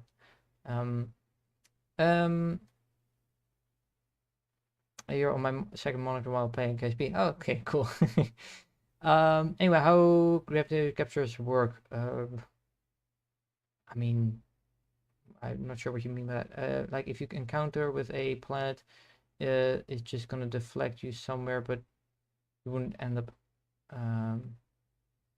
Yeah. I mean, if you're approaching with a certain speed at an object, then, and if that speed or velocity exceeds the escape velocity, then yeah, you will just fly by. So you will have to slow down. I'm not sure what you mean exactly. If that What's the highest speed you can achieve in KSP? I think there's no limit, but that point out unstable orbit of June and moons. Is there any way to fix it? Some people have suggested like just some of the spacing of the moon to be a little bit different, or like Bob going retrograde or something like that, to so that it doesn't. Yeah. So you will need to change something about the orbital things. Thanks for answering my question. Well, of course. Of course, I'm here to answer questions. How does gravity assist work when I want a Voyager type mission? Yeah, gravity assists are kind of complicated. I don't know too much about gravity assists. Like spacecraft dynamics is a bit less my expertise. So maybe in a future stream and stuff or video I will talk about that more. Have you seen rocket launch personally? No, because I live in the Netherlands, and the closest rocket launch site is, I think, Kazakhstan or something like that. That's thousands of kilometers away. So yeah, no, I do want to see a rocket launch, but I haven't seen anything. It's been nice having a chat, but I will have to go now. Have a nice stream. Congrats 1K. Wish you success in the future, YouTube and uni. Thank you, Red Fusion, and I really liked you being here, and I hope to see you next time, and have a good, well, evening for me. Well, yeah, it's also evening for you, so have a good evening. Bye bye.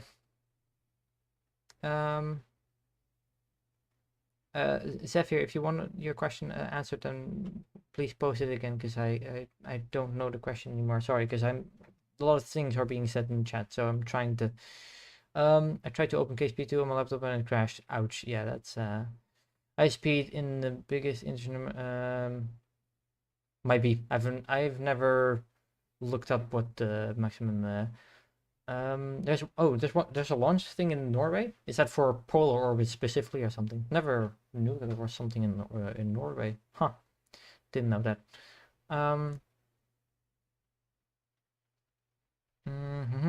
I was talking about natural captures, like how Jupiter captured a bunch of asteroids. If yeah, now that you say it, Pukarski. Well, that is assuming that it goes from a huh. Now that you say it, I actually don't know. Why have we never discussed this with exoplanets and the formation of planets? I actually don't know, Pukarski. Huh. Wow. That's interesting. I will look that up because I don't know. Anyway,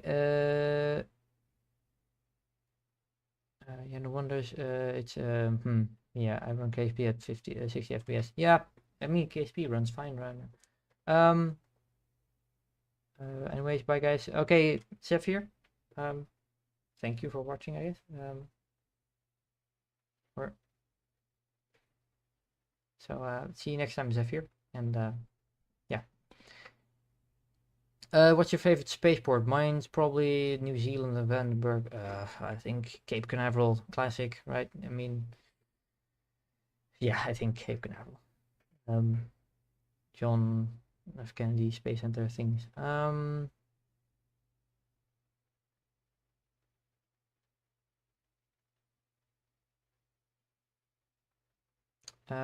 Why do orbits decay? I saw some. I know that Earth's decaying orbits.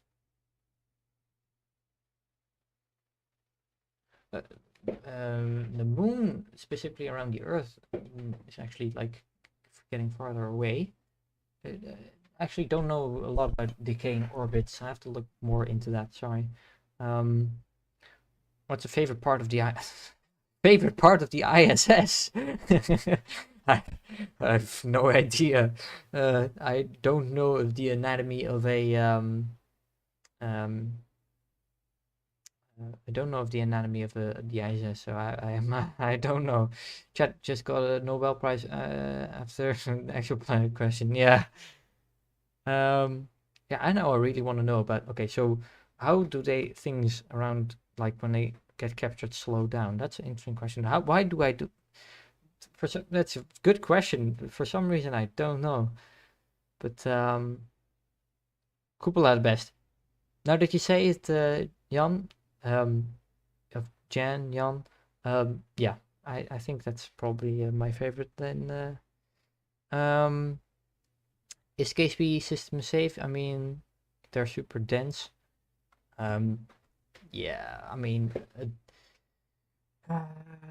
like there's a system, a well, star system called TRAPPIST-1. Probably you guys have heard of it. If you're like a space fanatic, then high chance you have heard of TRAPPIST-1.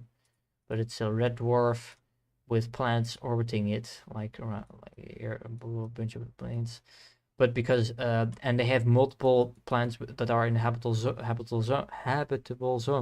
but because of it's a red dwarf, they have to be a lot closer. And if you compare it to like our solar system, like our Earth's orbit is like something like this or something around the red dwarf. So those habitable things are like a few million even or tens of millions kilometers away. So it's kind of close. Hold up, where were we? Yeah, so that's, if you mean that by that as dense as in like close together, if it's like dense, the planets themselves, then I guess it's just like, I would say just ignore that part and just pretend it's like a tenth of the density when it comes to like properties of the materials. Valve's unstable, devs messed it up and starts on one side of Jool. Jool system unstable. Yeah, the last video is kind of, I tried to show that the Jool system isn't quite stable and should change a lot. But in the end, I don't mind because the Jool system is cool. So, in my honest opinion, I think the government should put the ISS in a higher parking orbit of future space archaeologists instead of deorbiting it.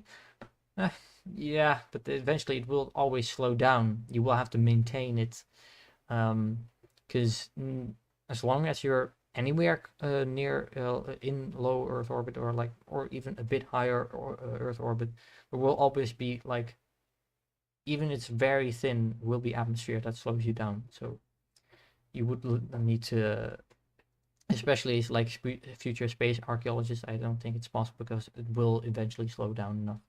Unless you put like thousands and thousands kilometers away. I gotta go play KSP, and after 3 hours sleep, Tim. Oh, okay. Oh boy, a lot of things again. 300-ton hunk of junk generating space-based. I'm back. Hey, console. Thank you. It's fun that you're back again. Favorite KSP planet? I don't think anyone asked. I think Jool, because I like just the view you get from like Laythe and Val, and just flying around between the moons of Jool and getting those shots. I like that. I like flying around Jool, not necessarily landing. I like flying around the system of Jool and just taking pretty screenshots. So I'd say Jool in the end, not necessarily Jool itself, but the whole system. Okay, in the new KSP thing, I would still say Jool. I think, even though Dres has got a glow up, I still like Jool the most. Hey, Trolleros, you're back again as well. Laythe is my favorite celestial body in KSP. Yeah, I can respect that. Lucky you, I got 2 videos on Laythe. But that Laythe project is still not finished. I will make more videos in the future surrounding Laythe, because as we have noticed, yeah, there is more to be discussed. Yeah, Dres got that glow up, yeah, for sure. I really like those rings, and generally the surface as well is just more. There's more stuff happening, so that's quite cool. Yeah, just gonna write trap paste 1. Oh, goodbye and have a great and safe night. You too, Jason. Thank you for watching the stream for as much as you have, and I hope to see you soon again. And Bye-bye. What's your favorite comet? Mine's Comet West. I don't know of many comets, to be honest. I mean, I know Halley's Comet and stuff. What's the biggest comet? That's probably the one. Because you can see it with your naked eyes. But that's probably what I like the most. Yeah. So I don't know. I tried to take a picture of a C 2022 E3 ZTF, I think was the name. I tried to take a picture of it. I saw it through the telescope, but the light pollution wasn't helping, and the moon was out, so that also kind of washed out the whole. So I'm not even sure if I saw it. I saw a blurry spot slightly, so I think I had it in view, but wasn't good enough to make a picture or anything. So yeah. Do you have Discord? I am planning on making Discord, but I want to check it if I already did. Technically, the server already exists, but I'm checking if everything works, if the permissions and everything are in the right place and stuff. Because I want it to be like safe for use, the Discord. So maybe I'll do it before I reach the 2,000 subscribers. But currently, I don't have a Discord, but in the future I will. Boy, couldn't yeah, couldn't see the 2nd February. Yeah, the 2nd February 2nd was also for me cloudy, I think. So I took a look like almost a week later. Yeah, Rad had the same problem, the clouds. I took a look a week later, and then it was quite a bit farther away, so it wasn't as. It was also almost full moon, so that didn't help as well. So that was kind of a. Have you seen Val's lake in KSP2? Yeah, is it the lake or like it's more like a kind of a cliff, like canyon thing, right? But yeah, I've seen some stuff like Miner Bat. He was in chat in the I think a while back in this stream. I don't know if you're still here, Miner Bat, but you made a video about it, right? Go subscribe to Miner Bat. He's also from the Netherlands, like me. Looking to forward to Halley 2050 though. Yes, I am looking forward to Halley as well in 2050. I really want to see it and take a picture, hopefully. I appreciate all of the work you put in the content. I've seen people apply complex physics explanations. Thank you, Harold. Yeah, I really like doing this because I can like combine my multiple interests of mine. Because I like physics, I like Kerbal, I like editing videos, and I also like some graphic design stuff. So I really enjoy also making those thumbnails. Still some work to be done, but I like doing this YouTube channel as doing everything I like at once, kind of, and also building towards something. Like I feel like I actually achieve something if I get further with this. Because if I play a game or edit videos privately, it's fun, but in the end, like I didn't get far with like it doesn't mean it's bad if you don't like see any get any results from anything you do, but I like the fact that I can see quantifiably that I can get somewhere with the things that I like to do. So thank you, Harold, for the positive vibes. I was wondering, do you do you have like a physics degree or something? Because I've been in cosmology for quite a while. You know a lot, especially you look a pretty young lad. I'm how old am I? I'm 22. And I'm in my 3rd year of my bachelor's degree. Normally it's a bachelor's 3 years, but I'm gonna do it in 4 years, and I'm gonna do cosmology actually next not semester, the year is cut up in 4 parts. So the last quarter I'll do a subject on cosmology. So I'm working on my physics degree, and I will most likely also do a master's in astronomy and astrophysics after that.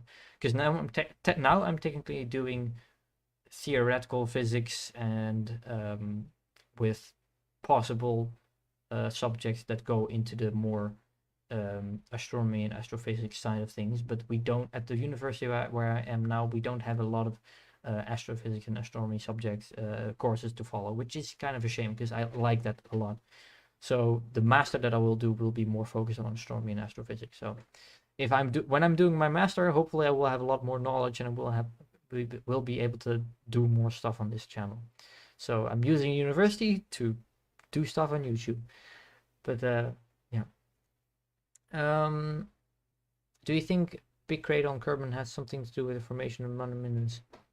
Maybe, but the crater would have been then quite small because it's still a big crater, but very small for something like Kerbin. Like they say that's probably how the moon formed around the Earth, is like another kind of planetoid that crashed into Earth and then spun around and just formed. But then, like, I don't think it would have been a long time ago, and I don't know if you would see that much going on as much as you do. Like, I think it would have faded away, the things you would brain. Sorry, my brain is dead. Kind of when I discovered your channel, I thought you had 1 million subs. I wish, but maybe we'll get there sometime. Do you study at TU Delft or Eindhoven? I study at Utrecht, middle of the country. Yes. At least it has a nice person. The crater is way too small for any of it. Yeah, I think so too. Hey, what's been discussed so far? We have discussed so far, the center of masses of some objects. We have discussed what happens when the astronaut fires a bullet and how much he would get kicked back. We've discussed, what else have we discussed, chat? Chat can fill you in. Scholar Moth, but thank you for being here. And Prokarski and Shuriken, thank you for subscribing. How many subscribers are we now at? I don't know. Favorite rocket? Favorite rocket. I'm not sure. I mean, the Saturn V is cool. Those big, what are they called? The big engines at the bottom of the F1? No, not the F1 engines. Are they? I don't know. What are the big engines called of the Saturn V rocket at of the first stage? Chat, because I want to know.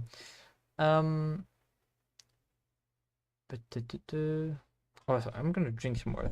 So microphone is like, okay, this bottle here. You can see here, this is the mic that I use, lapel mic, but it's also attached. I wanted to have it at height, like speaking height, but then I cannot use the bottle.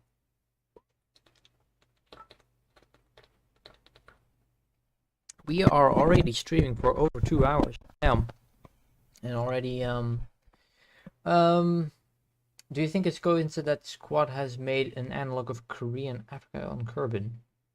Was that their intention? I think it's a coincidence, probably, right? Can't imagine that it should be anything. Hope to be see a sub moon in KSP2. Sub moon. Oh, like a moon with a moon. That would be cool, right? F1s.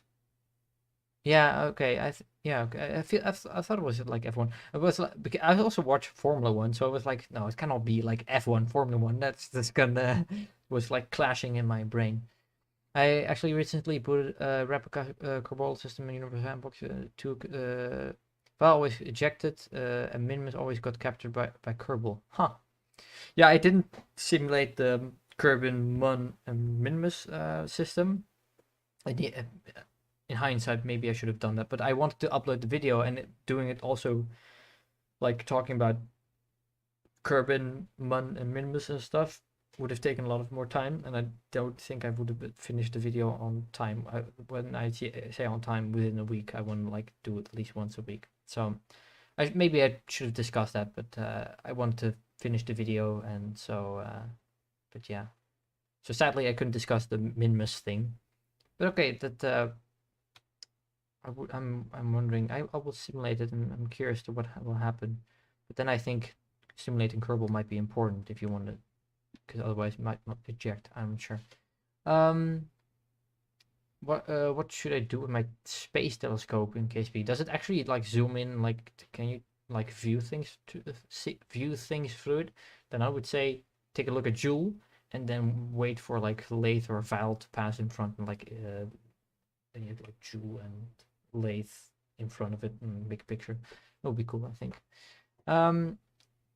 Which kind of rocket is Bradley with Whiston style space chair? I'm not sure what you mean by that, Jan Premini. I'm sorry, I'm not good with the names sometimes. I'm moving my KSP station to moon orbit. All right. Are you going to do some KSP gameplay type videos in the future?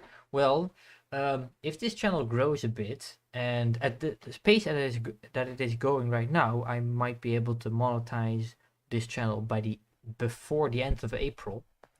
If that's the case, then I might be able to get some money from it, and hopefully I will be able to buy a computer that can handle the game better.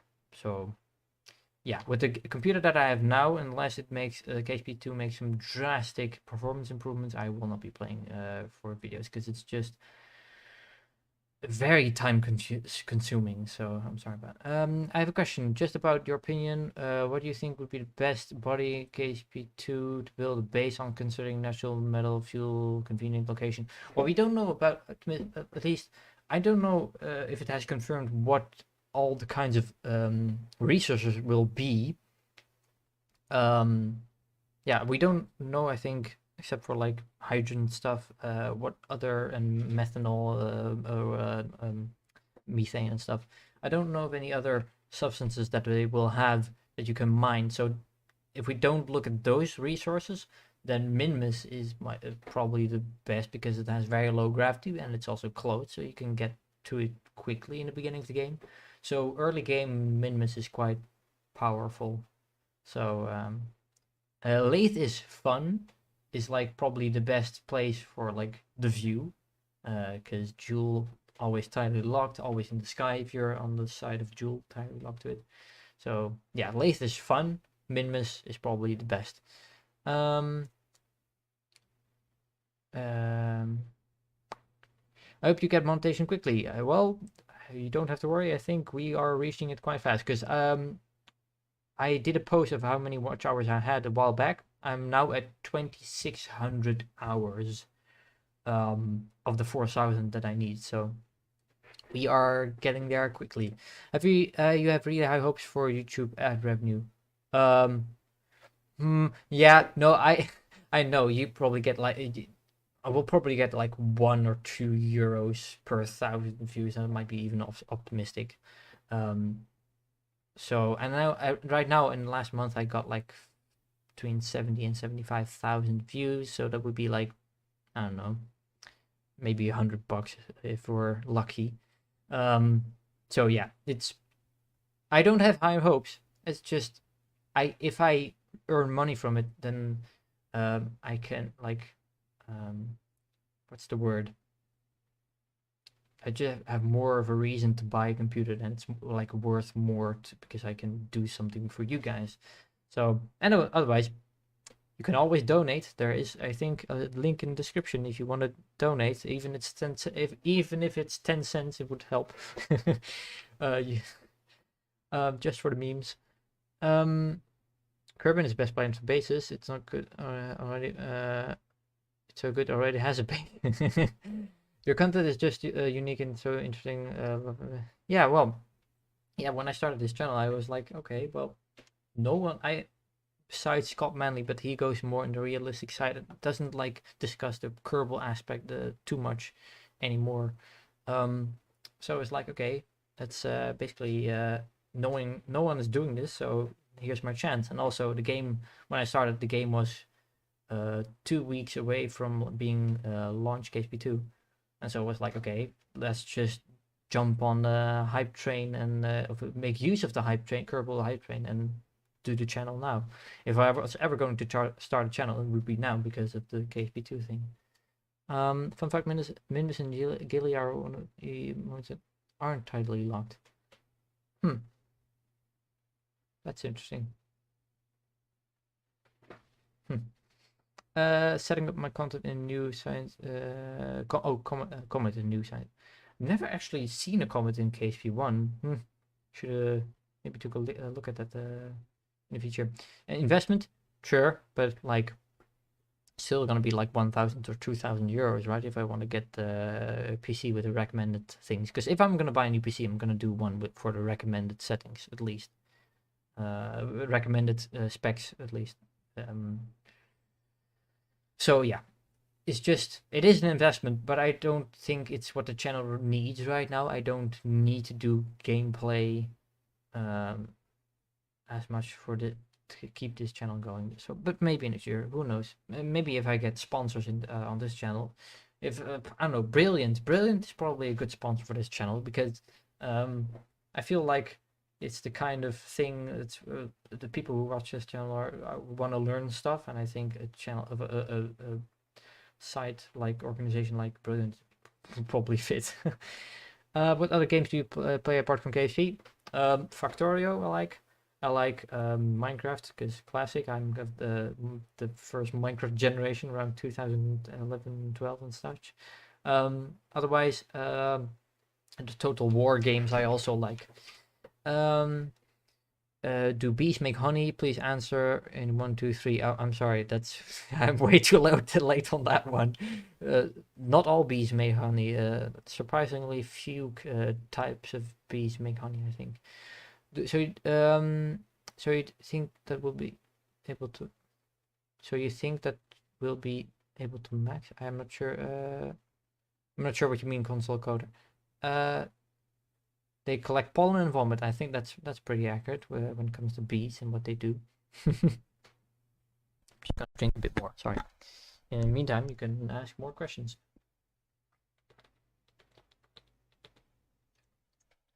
Yeah, this is some vocal cord training. I mean, do you think that we will be able to build bases on asteroids in the future? Or of like us as humans, or in KSP2? KSP2, for sure. In real life, maybe. I mean, depends on how bad we want it. Asteroids have a lot of in KSP2. I mean, there are asteroids in KSP1, so why wouldn't they add them eventually in KSP2, right? I don't see it. Why would you add less features in some regards when it comes to like KSP2? So I assume that they're going to add those in the future, and so why not be able to build bases on asteroids? You can already pretty much do that in KSP1, right? You can just attach something to an asteroid and build around it, right? So I think will be able to do that in KSP2, I assume. What gas could Jool be made of? What kind of, well, the only gas that I encountered that would be green would be chlorine gas. So Cl2. Cl my L. Nah, Cl2, chlorine gas. That is the only gas that I found that would be green in gas form. Problem is, it is in the gaseous state at one when it is at 1 atmospheric pressure. It is in gaseous form when it's like 240 Kelvin and higher temperatures, which is like 30 degrees Celsius below freezing around or so. So that's actually quite warm compared to like how cold Jool should be on the surface. So chlorine wouldn't be in a gaseous form.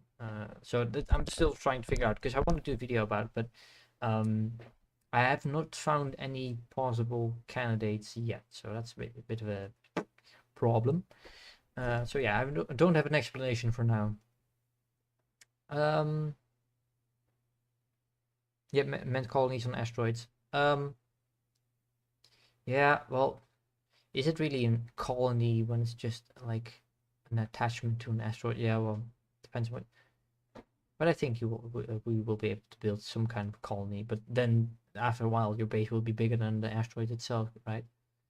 Depending on how big it is. So, but yeah, eventually, probably.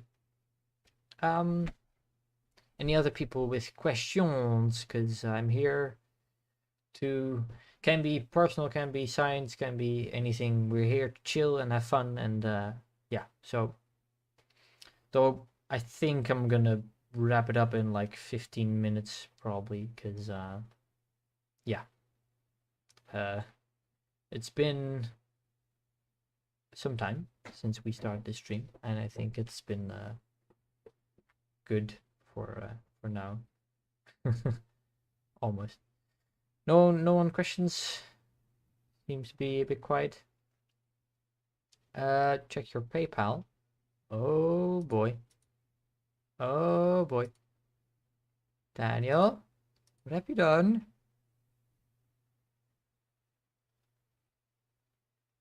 Haha, haha, 10 cents for the memes. Thank you, Daniel. I'll take it. 10 cents closer to my goal.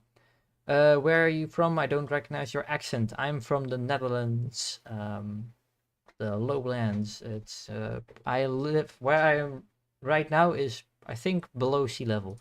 Hoog,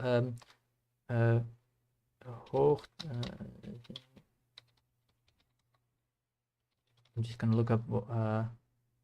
Oh, okay. I'm at 5 meters above sea level where I live. So, but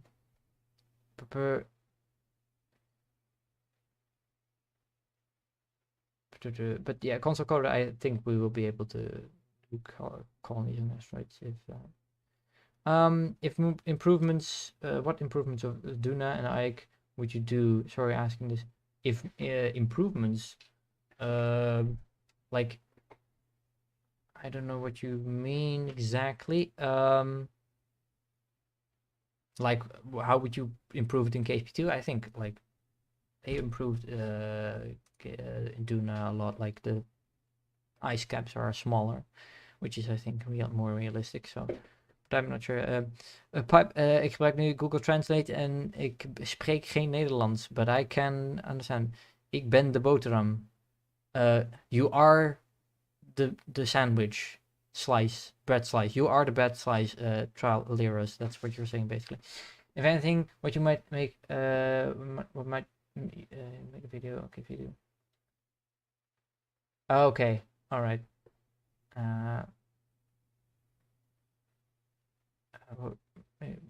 not sure about like subjects on KSP2 making a video yet. Not anything in particular. At this point, I could ask what the meaning of life. When you probably. At this point, I could ask you what is the meaning of life, and you would probably answer me. 42 is, of course, the answer. That we all know that. Right, that's all of my questions. Now I'm gonna stick to chat. Sorry if you have answered. Just joined. Hello, Skyhook. Do you think AI will ever be integrated in case AI? Don't think so. No, I don't see. I don't see that happening. I don't see a reason for AI to be integrated in a game like Kerbal. What could give Minmus its color? Don't know. I'm not a chemist or a geologist or like rock person. So, sorry. Als we Nederlands spreker gaan spreken, gaan we ook gewoon Nederlands spreken. Ja, we kunnen ook gewoon Nederlands praten hoor, mensen. Ik hoop dat je het niet erg vindt. No, just kidding. I have a question. How does Kerbin have no tides if it has 2 moons? That's just because simulating tides would be require quite a bit of computing. So it should have, but it doesn't because limitations.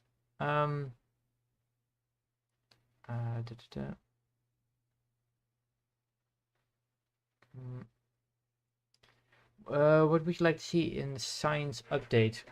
I mean, science, but less. Well, yeah, of course, the science system in KSP1 It's not amazing. It's kind of repetitive and such. Problem is, I don't know how you would make it better. So I'm very curious. I have no idea how you would improve on the science system. So I find it very difficult to define what would be an improvement. If anyone else has an idea of what would be better, then yeah. I just looked for green gases. It appears that only chlorine is that green. You can have metals, ions, salts, but I don't. I think it would be. Yeah. Okay. Water sandwich. Yeah, that seems to be the case. Yeah. Chlorine gas was as well like the only thing I could find, and that one is not possible, I think. And ions, metals, and such, it's not nearly enough hot enough for that one as well. So yeah, probably Jool is probably impossible, sadly. Like anything they have announced, like maybe making a video on depth system, and might make a video on KSP2 composition of Bloom or something. Yeah, the composition of Bloom, I was thinking on making that as well in the future. Of course, when we come closer to the release of the depth system, I will talk a lot more about that. Of course, that when more stuff about KSP2 comes out, I will for sure I will make use of that hype.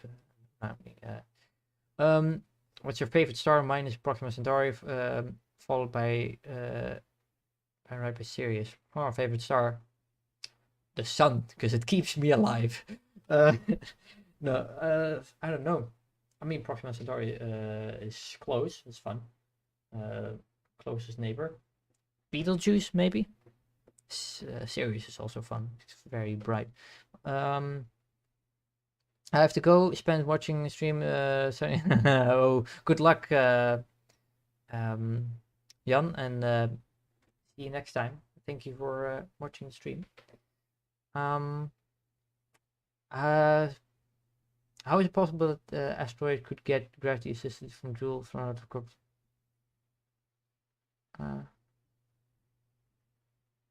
I don't know what you mean by that, Striker. If it's even possible for something to like get I mean, objects can get gravity assist from Jool and get flung out. I think that should be possible if you get close enough.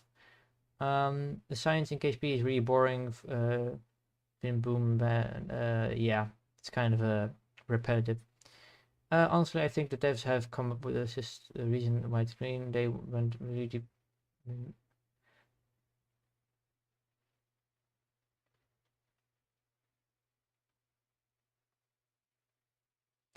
Moth, I'm curious to where you found information on what they claim to be the reason for the green color. I would really love to know what their reasoning is. And maybe the Kraken fart in Jool made it green. That is also very plausible. I really like Series B, the White Dwarf. Oh yeah, that's of course a little buddy going around it. Yeah.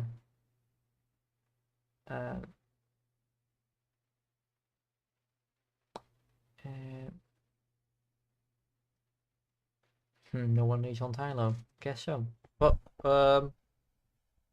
wasn't Kraken on Bob, or is it on Tylo? Now I don't know anymore, because I've never visited the thing on Kappa. Is that not how you pronounce it? Beetlejuice, Betelgeuze, Betelgeuse.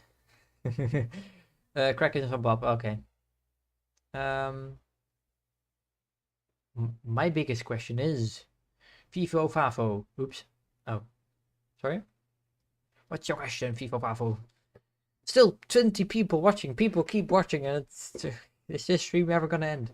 I refuse to pronounce Beetlejuice as Beetlejuice, Betelgeuse, Betelgeuse.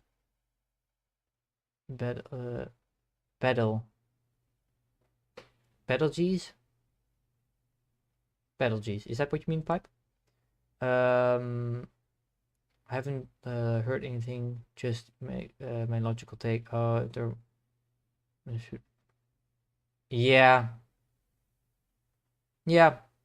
I have no idea. Okay. No, okay, makes sense. Call him off. Be bagel geese. Bagel geese. As in goose. Like bagel geese, like this. Bagel geese. I'm Hungarian. I pronounce it without proper English pronouncing. Yeah. We have had the same view around here as like 5 years ago. It's time to change things up, I think. Delete this. It's way too bright. What should I draw? Bagel geese this. Bagel cheese. Yes. Yeah, bagel cheese. I mean, it's kind of, well, it's more yellowish. Not yellowish. Reddish, oranges. Draw Jupiter. Okay, I can draw Jupiter. I need to.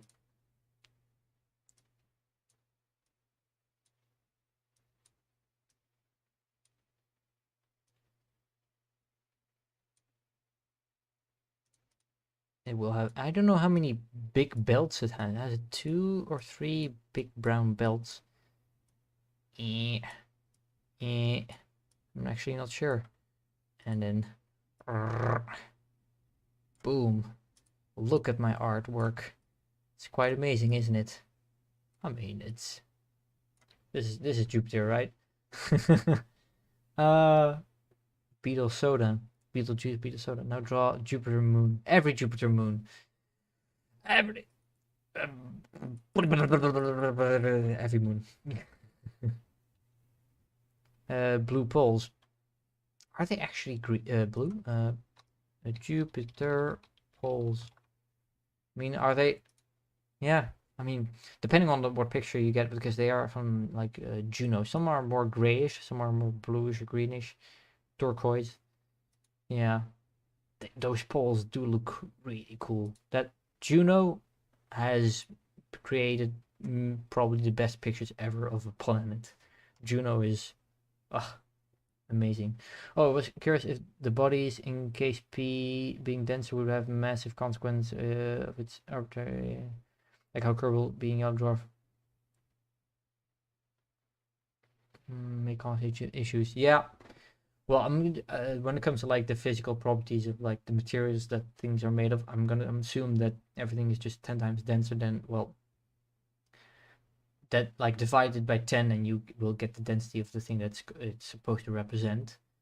Of course, the densities are higher because they want the same gravity as Earth for Kerbin and other planets, like the planets that they're trying to represent. But they wanted to scale things down, so you have to increase the density. But it would be interesting maybe to find out like if the star can be that dense, or like what would happen and such. I did some stuff at uni with like star formation and some calculations, hydrostatic equilibrium pressure things and such. I'll have to look more into that if I wanna know more about. Jupiter now has 96 moons. Oh boy! In my space book that I have on my bookshelf from like 15 years ago, it says like 60. So has changed, I guess. Who created the monoliths and the monarch? Is our god in KSP lore? Fifo Fafo. I think we're gonna keep that one quiet for just in case people don't wanna know or like want to figure it out for themselves. But I'm gonna make a KSP lore video in the future for sure. A long time ago in a galaxy very close, lit by clumsiest beings in the universe, somehow achieved interstellar travel. Yes, that's basically Kerbals. Why does Typo not have an atmosphere? Typo. That's quite ironic. Typo is a typo. Yeah, that's circumstantial, I guess. Some people said like if it doesn't have a magnetic field, for example, that might not protect it from. So that would mean that Laythe might have it. but like no magnetic field to protect it, so it would have been blasted away by the sun, or just that when the moons were forming around Jool, that Laythe that has an atmosphere basically scooped up all the gas, and so there was nothing left for Tylo basically when it formed. So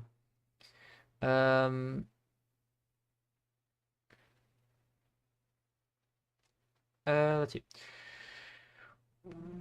Or maybe gravitational constant is simply 10 times more in Kerbal universe. Well, I made some calculations. If you use the things, I think, if you calculate the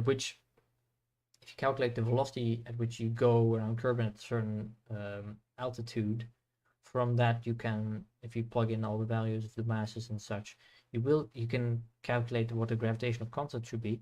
I think it's the same. I think maybe I should do that. I think the gravitational constant is the same. Draw a Kraken on Bob. Oh no, that's the wrong color. Maybe I should just remove this. The surface, like we have this, are beautiful craters, and we have the Kraken, and with its mouth right here, and then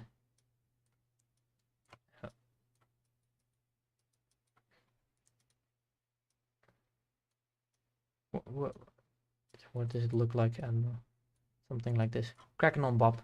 Do you think it's probable that there's life in the subsurface ocean on Europa? I'm taking I think about microbes, even maybe fish, even.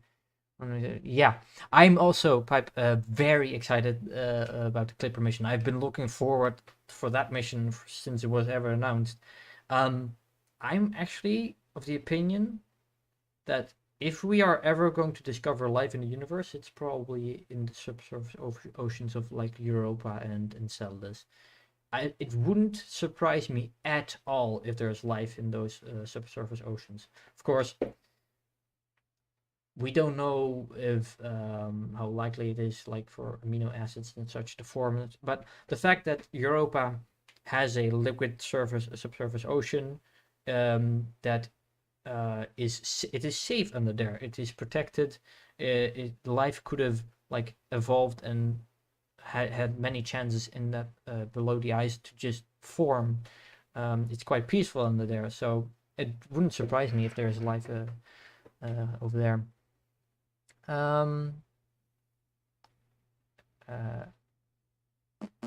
Congrats on 1K. Do you have a Discord? I am planning on doing a Discord. I just want to check if everything is alright with the permissions and if it's safe to use and such. Like, I don't want like to be like some kind of security breach or something. So you said for 2K. Yeah, I'm thinking of waiting for 2K, and at this speed that shouldn't take more than a few weeks.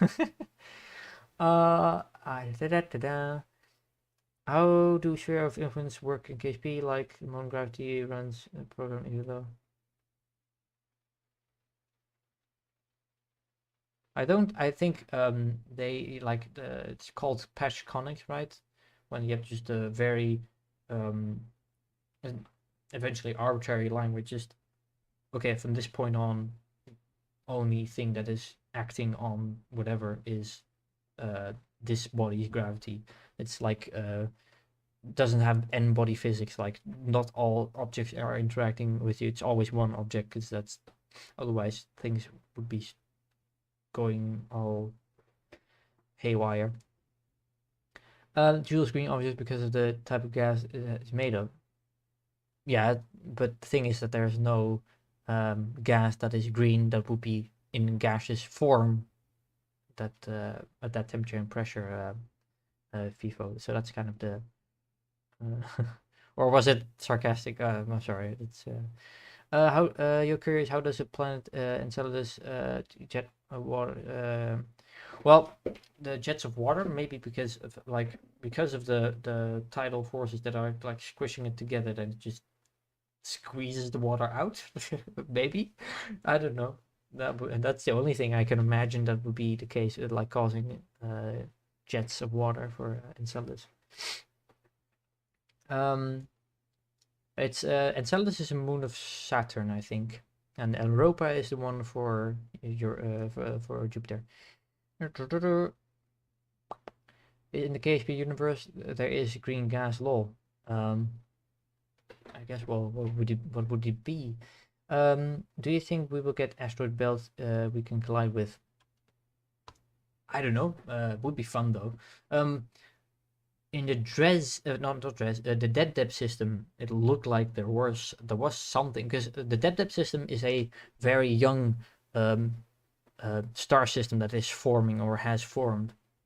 The Gerdama is like a planet, proto Kerbin as they call it, that was recently formed, and you can see it's like marked with a bunch of craters and such. So the Dead system, because of the fact that it's quite a new star system, there might be more debris flying around because it hasn't been cleaned up yet by the other bodies that are forming or have been formed recently. So I can imagine if there are going to be asteroid belts, then they are going to be in the Dep system. That is my guess.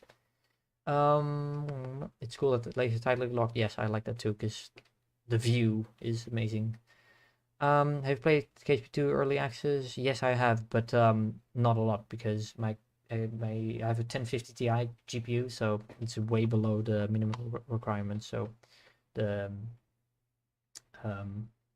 frame rate is way too low for me to really enjoy it. But I have hope for I trust the developers. Just gonna take some time, and I hopefully buy a better computer in the future. So I will be playing more then.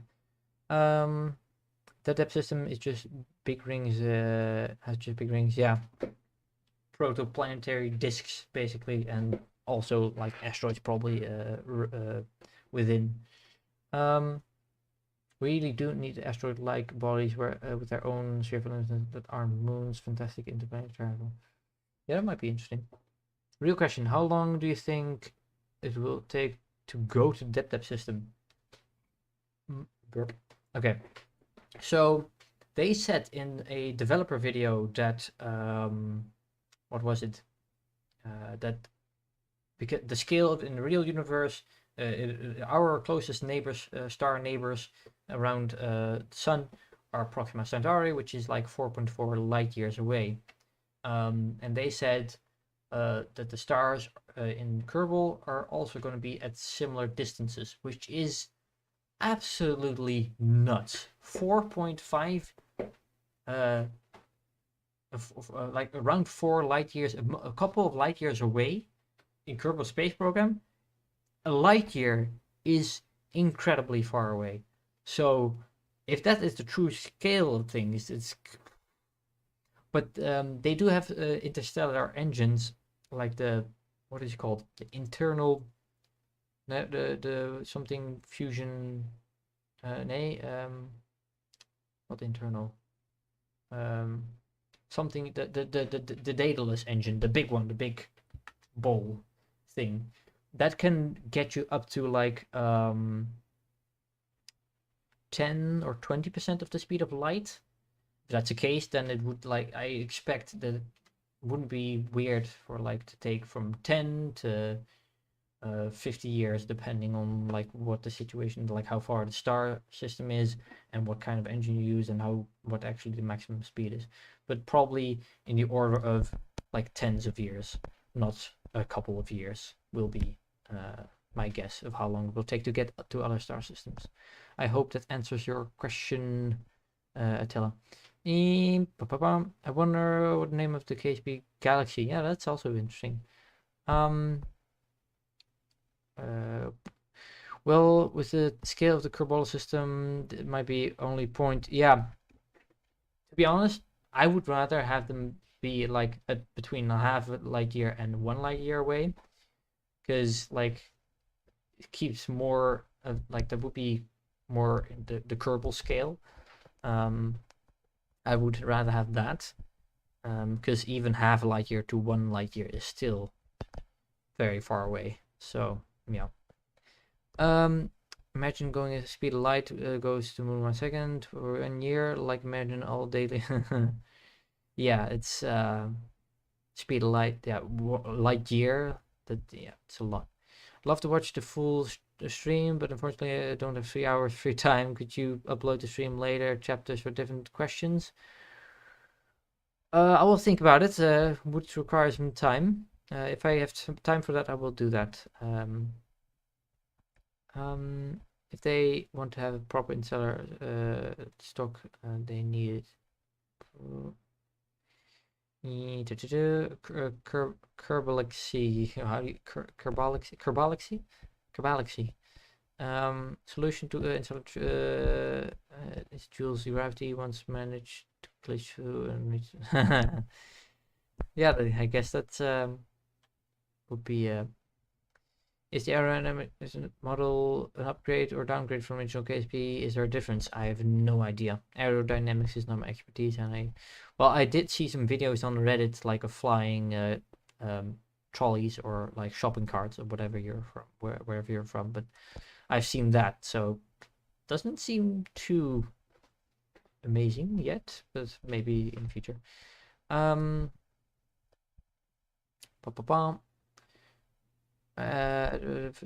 Maintain it surprised me. The actual speed Ganymede is on nuclear is the Earth is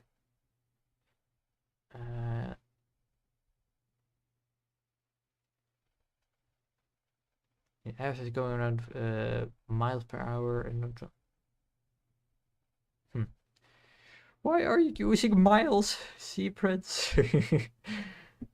I work in the metric, my boy. Trial, ignoring the scaling, it very may be given how it.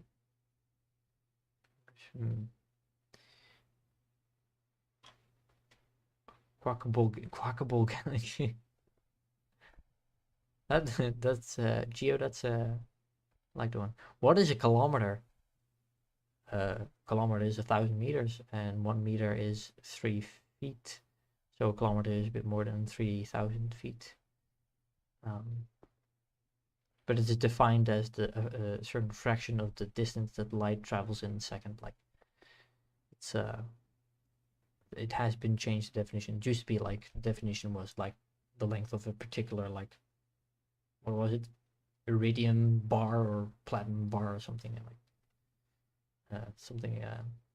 Yeah. Where does Duna in KSP1 have massive ice caps? Yeah, that shouldn't be there, but that's in KSP2. Luckily, they changed that. Well, luckily, depends on what. Some people like the big ice caps, but should be. I don't think there would be a reason why Duna would have such large ice caps. As a US citizen, I hate the Imperial unit system, and yeah, that's like makes sense because the Imperial system makes no sense, and it's not. I'm sorry if there are any Americans here, but you are practically the only ones who use Imperial, and it's not practical. Like, conversion between units is so easy in metric. Like if it's like if someone has if something has a density of like 5,000 kilograms per cubic meter, then I also know it's 5 grams per cubic centimeter. Like, it's very. I know that that 2.5 meters is 0.0025 kilometers. The conversion is so easy, and that's why, yeah, metric is the way to go. American, and I prefer metric. Yeah, it's just superior. I mean, of course, if the whole culture is built around Imperial, and then it's very difficult to get away from Imperial. So that's the problem. I think I think pretty much all Americans can agree that metric is just easier and better. But the problem is that it's just so ingrained in the whole country that it's just very hard to get rid of. I think in the end, everyone can agree that.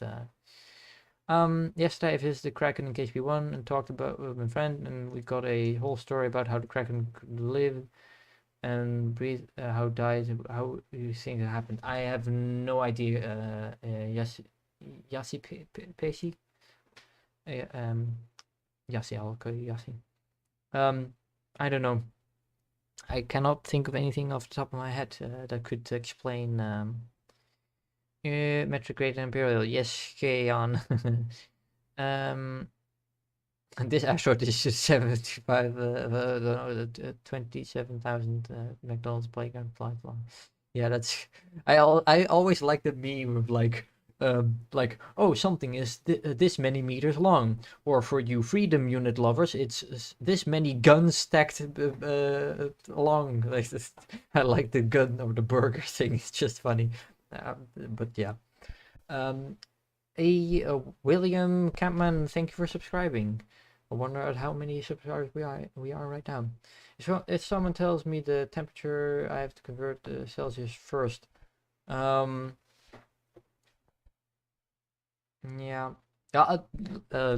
Because I never like look at the weather forecast and stuff. So except for like the thing that regulates the heat in my home, the only temperature thing that I read off is and like pay attention to is like temperatures like in the physics and stuff. So I'm quite used to now using Kelvin. So which is actually the real metric unit for temperature. Celsius is technically, maybe it's technically part of metric, but not like really. Um, mm, what's your opinion? Scott Manley, the asteroid. I don't know. Apparently, a comet is asteroid is named after Scott Manley. Didn't know that. Wait, if someone subs, they get a message. I'm going to unsub and resub. See. We'll see what happens with that. How do you calculate the acceleration of a rocket with the given force of an engine since losing mass while burning fuel? Yeah, that's I think the equation that describes that whole thing is called the rocket equation, I think. So if you look that up, it will give you, I think it's called the rocket equation specifically, if I'm right. We had something with this about this in advanced mechanics last quarter, but I forgot, so I cannot describe it for you now. Sorry. Kelvin is international units. Yeah. Same with solar as well. I missed something.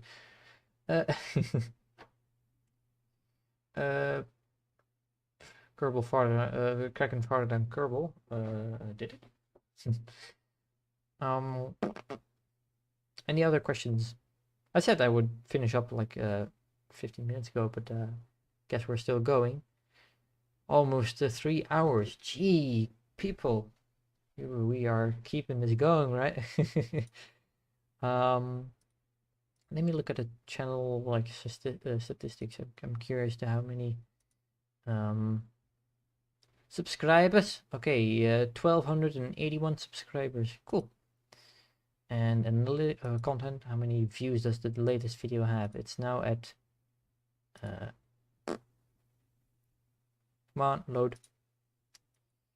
Drew, a little bit. I use mouse power as it relates to lots of things like qubits and the pyramids. Huh? How big is KSP sun compared to the real solar system? We can do that. You remove this and get filled up with. Okay, so the sun has a radius of about. Okay, I can use this. Okay, sun has a radius of about 700,000 kilometers, so that's 700 million meters. Is that right? Yeah, I think so. So this many meters at least. And Kerbal has a it's around a third, I think. I think Kerbal is around this. No, maybe less. Hold up. Twice would be. I think Kerbal is around this size. because Kerbal, it's very hard because this distance for Kerbal it should be 2.61 times 10 to 8. So it's like a bit more than a third. Have you ever played DCS World? Don't know what that is. Sorry. Yes, CGO. That is technically the exact. Why are Kerbals so dense? They're like 1 meter tall and 9 kilograms when you add them. Huh. Well, maybe that also includes like the spacesuit they're wearing, the 90 kilograms, because that would make sense. I think. I assume they're not naked. I also thought that KSP Sun is maybe size of Neptune, maybe Saturn. No, the Kerbal is quite big. I guess so. Yeah. 261,000 kilometers Kerbal and 700,000 radius so it's quite big actually, Kerbal, compared to the other planets and such. KSP Sun is 3 to 4 times Jupiter. Yeah, a bit more than 4 times, I think. Yeah, that's yeah, it's quite a bit bigger. Brains are hella dense. If a Kerbal weighs like a human, but it has size and density twice in humans, they should sink like rocks. Yeah, I guess so. But everything is denser. Also, water is denser in this game, right? It's also 10 times the density. So, like the density of Kerbin is like 58,000 kilograms per cubic meter, and Earth is like 5.5 thousand, yeah, 5,500 kilograms per cubic meter. So everything is 10 times as dense about. So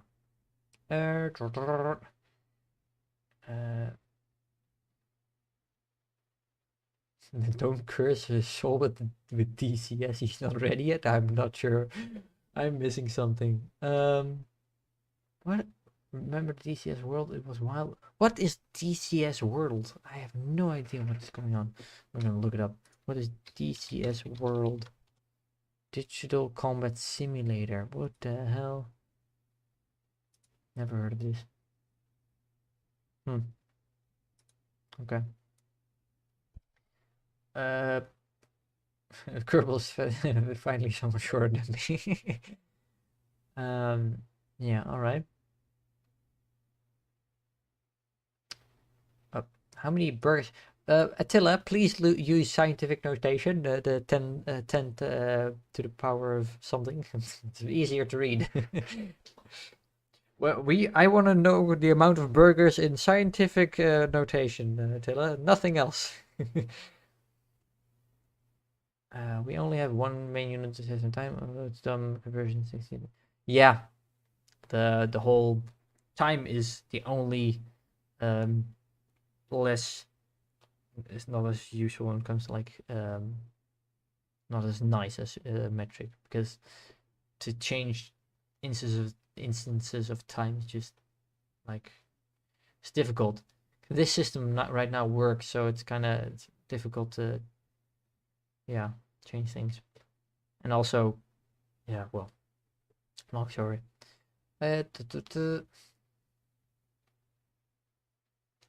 The Kerbals are pure muscle because they're hella tense. Yeah, that means it's big scientific notation. Well, I mean, if you're gonna say like it's 99343 something, then have it like 9.9 what was it 34 like times 10 to the power of x or whatever it might be. That is that number. That's a scientific notation of numbers, because having it like all written out is just a whopper is 0.97 Big Mac in terms of mass, in terms of height, in terms of nutritional value. Bald eagles per gas station is the ultimate SI notation. So the Kerbal system, apparently, if that's what you calculated, it seems a bit on the small side, to be honest. That seems on the small side. Well, burgers might be like 10 centimeters wide. If you like stacked, not stacked on top of each other, right? Attila, I think then like in a line, like the width of the burger, not like the height of the burger, like stacked on top. Because otherwise, I think it's on a bit on the small side, maybe. we're talking about how many burgers you need to cross the.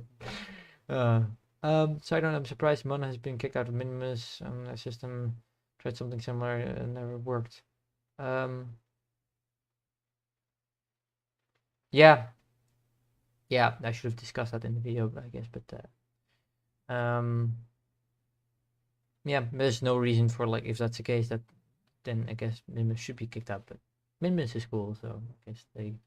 Oh, and with that is the only value I could find. Okay, yeah, no, okay, that makes sense. I can drink it. Sorry, I missed something. What can you drink? um, a burger with, yes, okay, that makes sense. I love how Europe is united in science. So many countries, many cultures cooperating achieve. Yeah, I mean, it's quite nice. Like European Space Agency and such. Like after World War II, Europe really decided, okay, like this, guys, we cannot do this anymore. And yeah, I mean, yeah, the how we work together. Also, like CERN, the particle accelerator in Geneva. That's also a collaboration of many countries in Europe. Also, some other international things. But like the fact that Europe can work so well together is like how we can get it off the ground.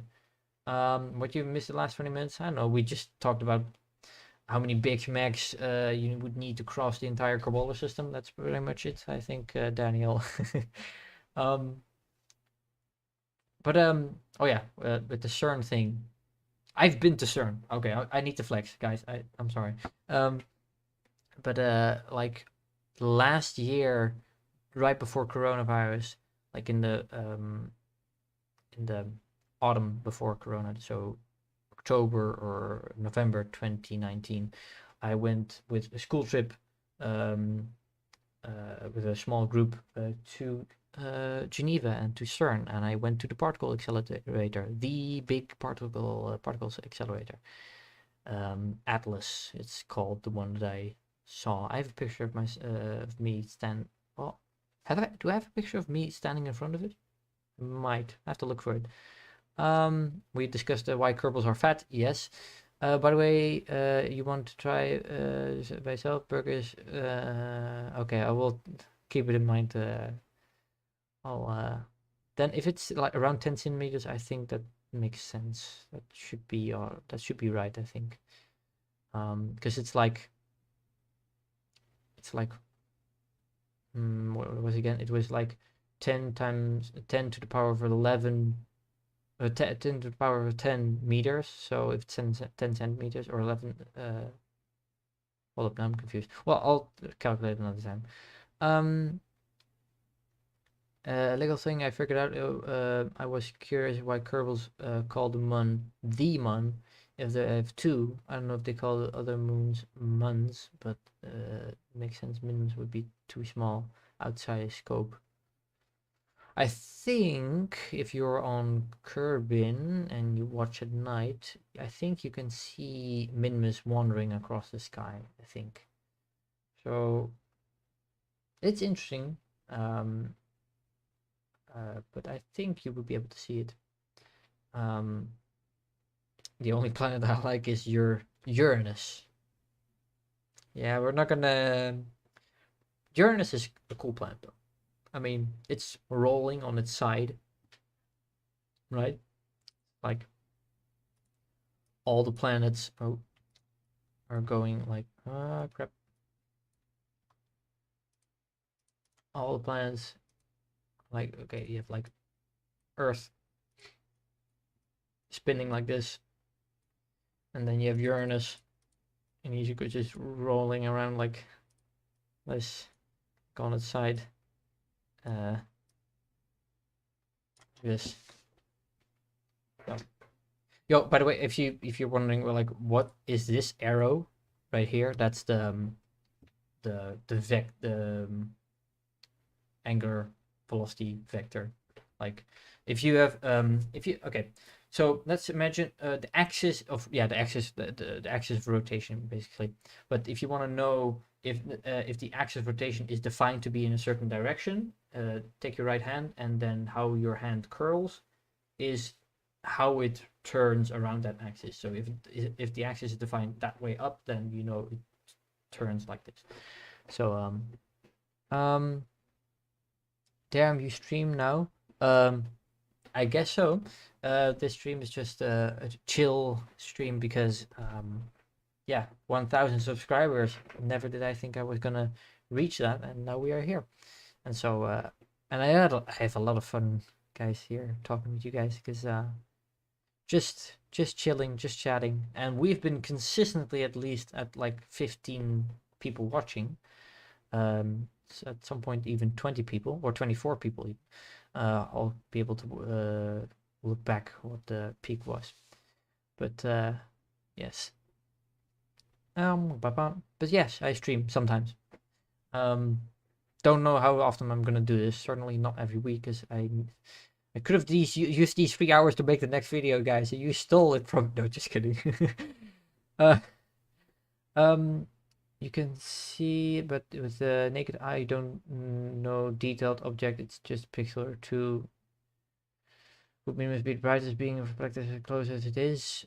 I think, well, you would be able to see it wandering, and I think due to how it orbits, you would also see that it's like, maybe. I don't know. I think you would, because it doesn't go retrograde like other planets like Mars and Jupiter, like across the sky. After a while, if you pass, as the Kerbin would pass, Earth passes like with Mars and Jupiter, then there will be a point that the object in the sky seems to go back again, and then we go prograde again. Like, that's the way how perspective and such work. And I think that you would notice that the moon and the man and Minmus wouldn't do that. So you would be able to distinguish them and like put them in a certain group of class of things. When do you expect to do the PC upgrades? Probably months from now, at the very least. I'm sorry about that. I'm gonna sleep right now. See ya. Traliras, thank you for watching. Good night, and hope to see you around. Bye bye. But yeah. It's gonna take a while, I think, before I'm gonna do upgrades.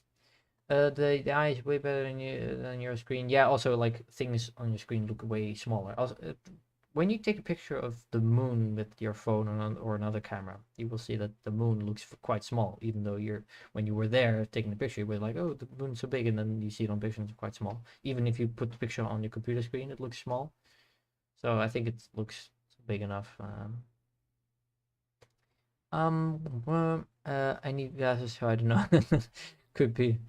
Well, I don't know angular size of Minmus on from the ground. Well, we can calculate that, but sorry, I'm kind of too tired to calculate the angular size of Minmus. But maybe for another time, I will tell you guys what the what do you want to upgrade to? At least to the recommended specs for KSP2, if I'm going to buy it. Maybe if possible even one tier higher, but I don't know. At the very least, the recommended specs. Problem is, those computers use a lot of power, which I don't like, because I mean, it's just bad for the environment, right? I just like the amount of power a computer just like pulls, like uses, is just. I'm just conscious about like how much power it uses and such, so I don't like it. Oh, sorry. So I'm trying to think how I'm gonna do that when it comes like how I can justify using something that uses that much power. What's your favorite movie? Interstellar, without a doubt. Christopher Nolan is very good director. Is that what it's called? I think. And Hans Zimmer, who does the music for the movies for Christopher Nolan, is just Hans Zimmer. The music from Interstellar is phenomenal, but um, Hans Zimmer is just every time when I watch a movie and I'm like, wow, this music is amazing. It turns out it's made by Hans Zimmer. It's like always Hans Zimmer. I cannot evade. Recommended for KSP2 is 1500. Okay, that's all right. Well, like my budget was around like 1500, so that kind of makes sense, I guess. I'm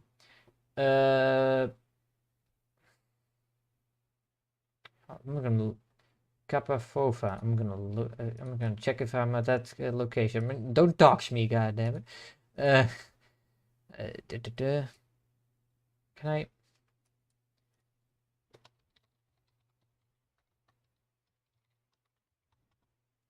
I'm looking up the coordinates of my town. Can I? Give me the coordinates of where I live.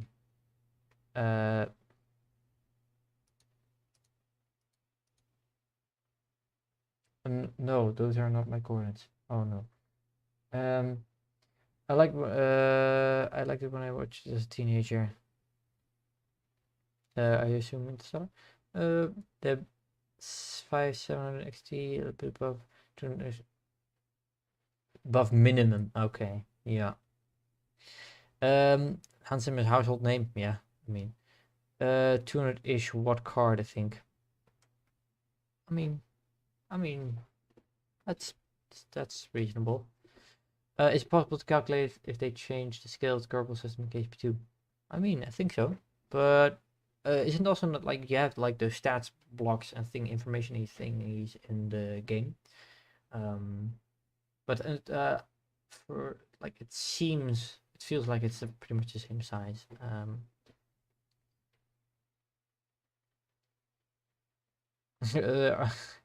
RX 6700 XT costs only a very voordelig €400. Very voordelig. That would be a good option. Okay, well, I'll keep it in mind. I'll write it down actually, because otherwise I will forget it. Where is my console? Right here. RX 6700 XT. Thank you for 400 euros. Alright. That would be good. Okay. I made them up. What did you make? Okay. I'm from Netherlands, yes. By the way, min probably lower with patch. Yeah, probably.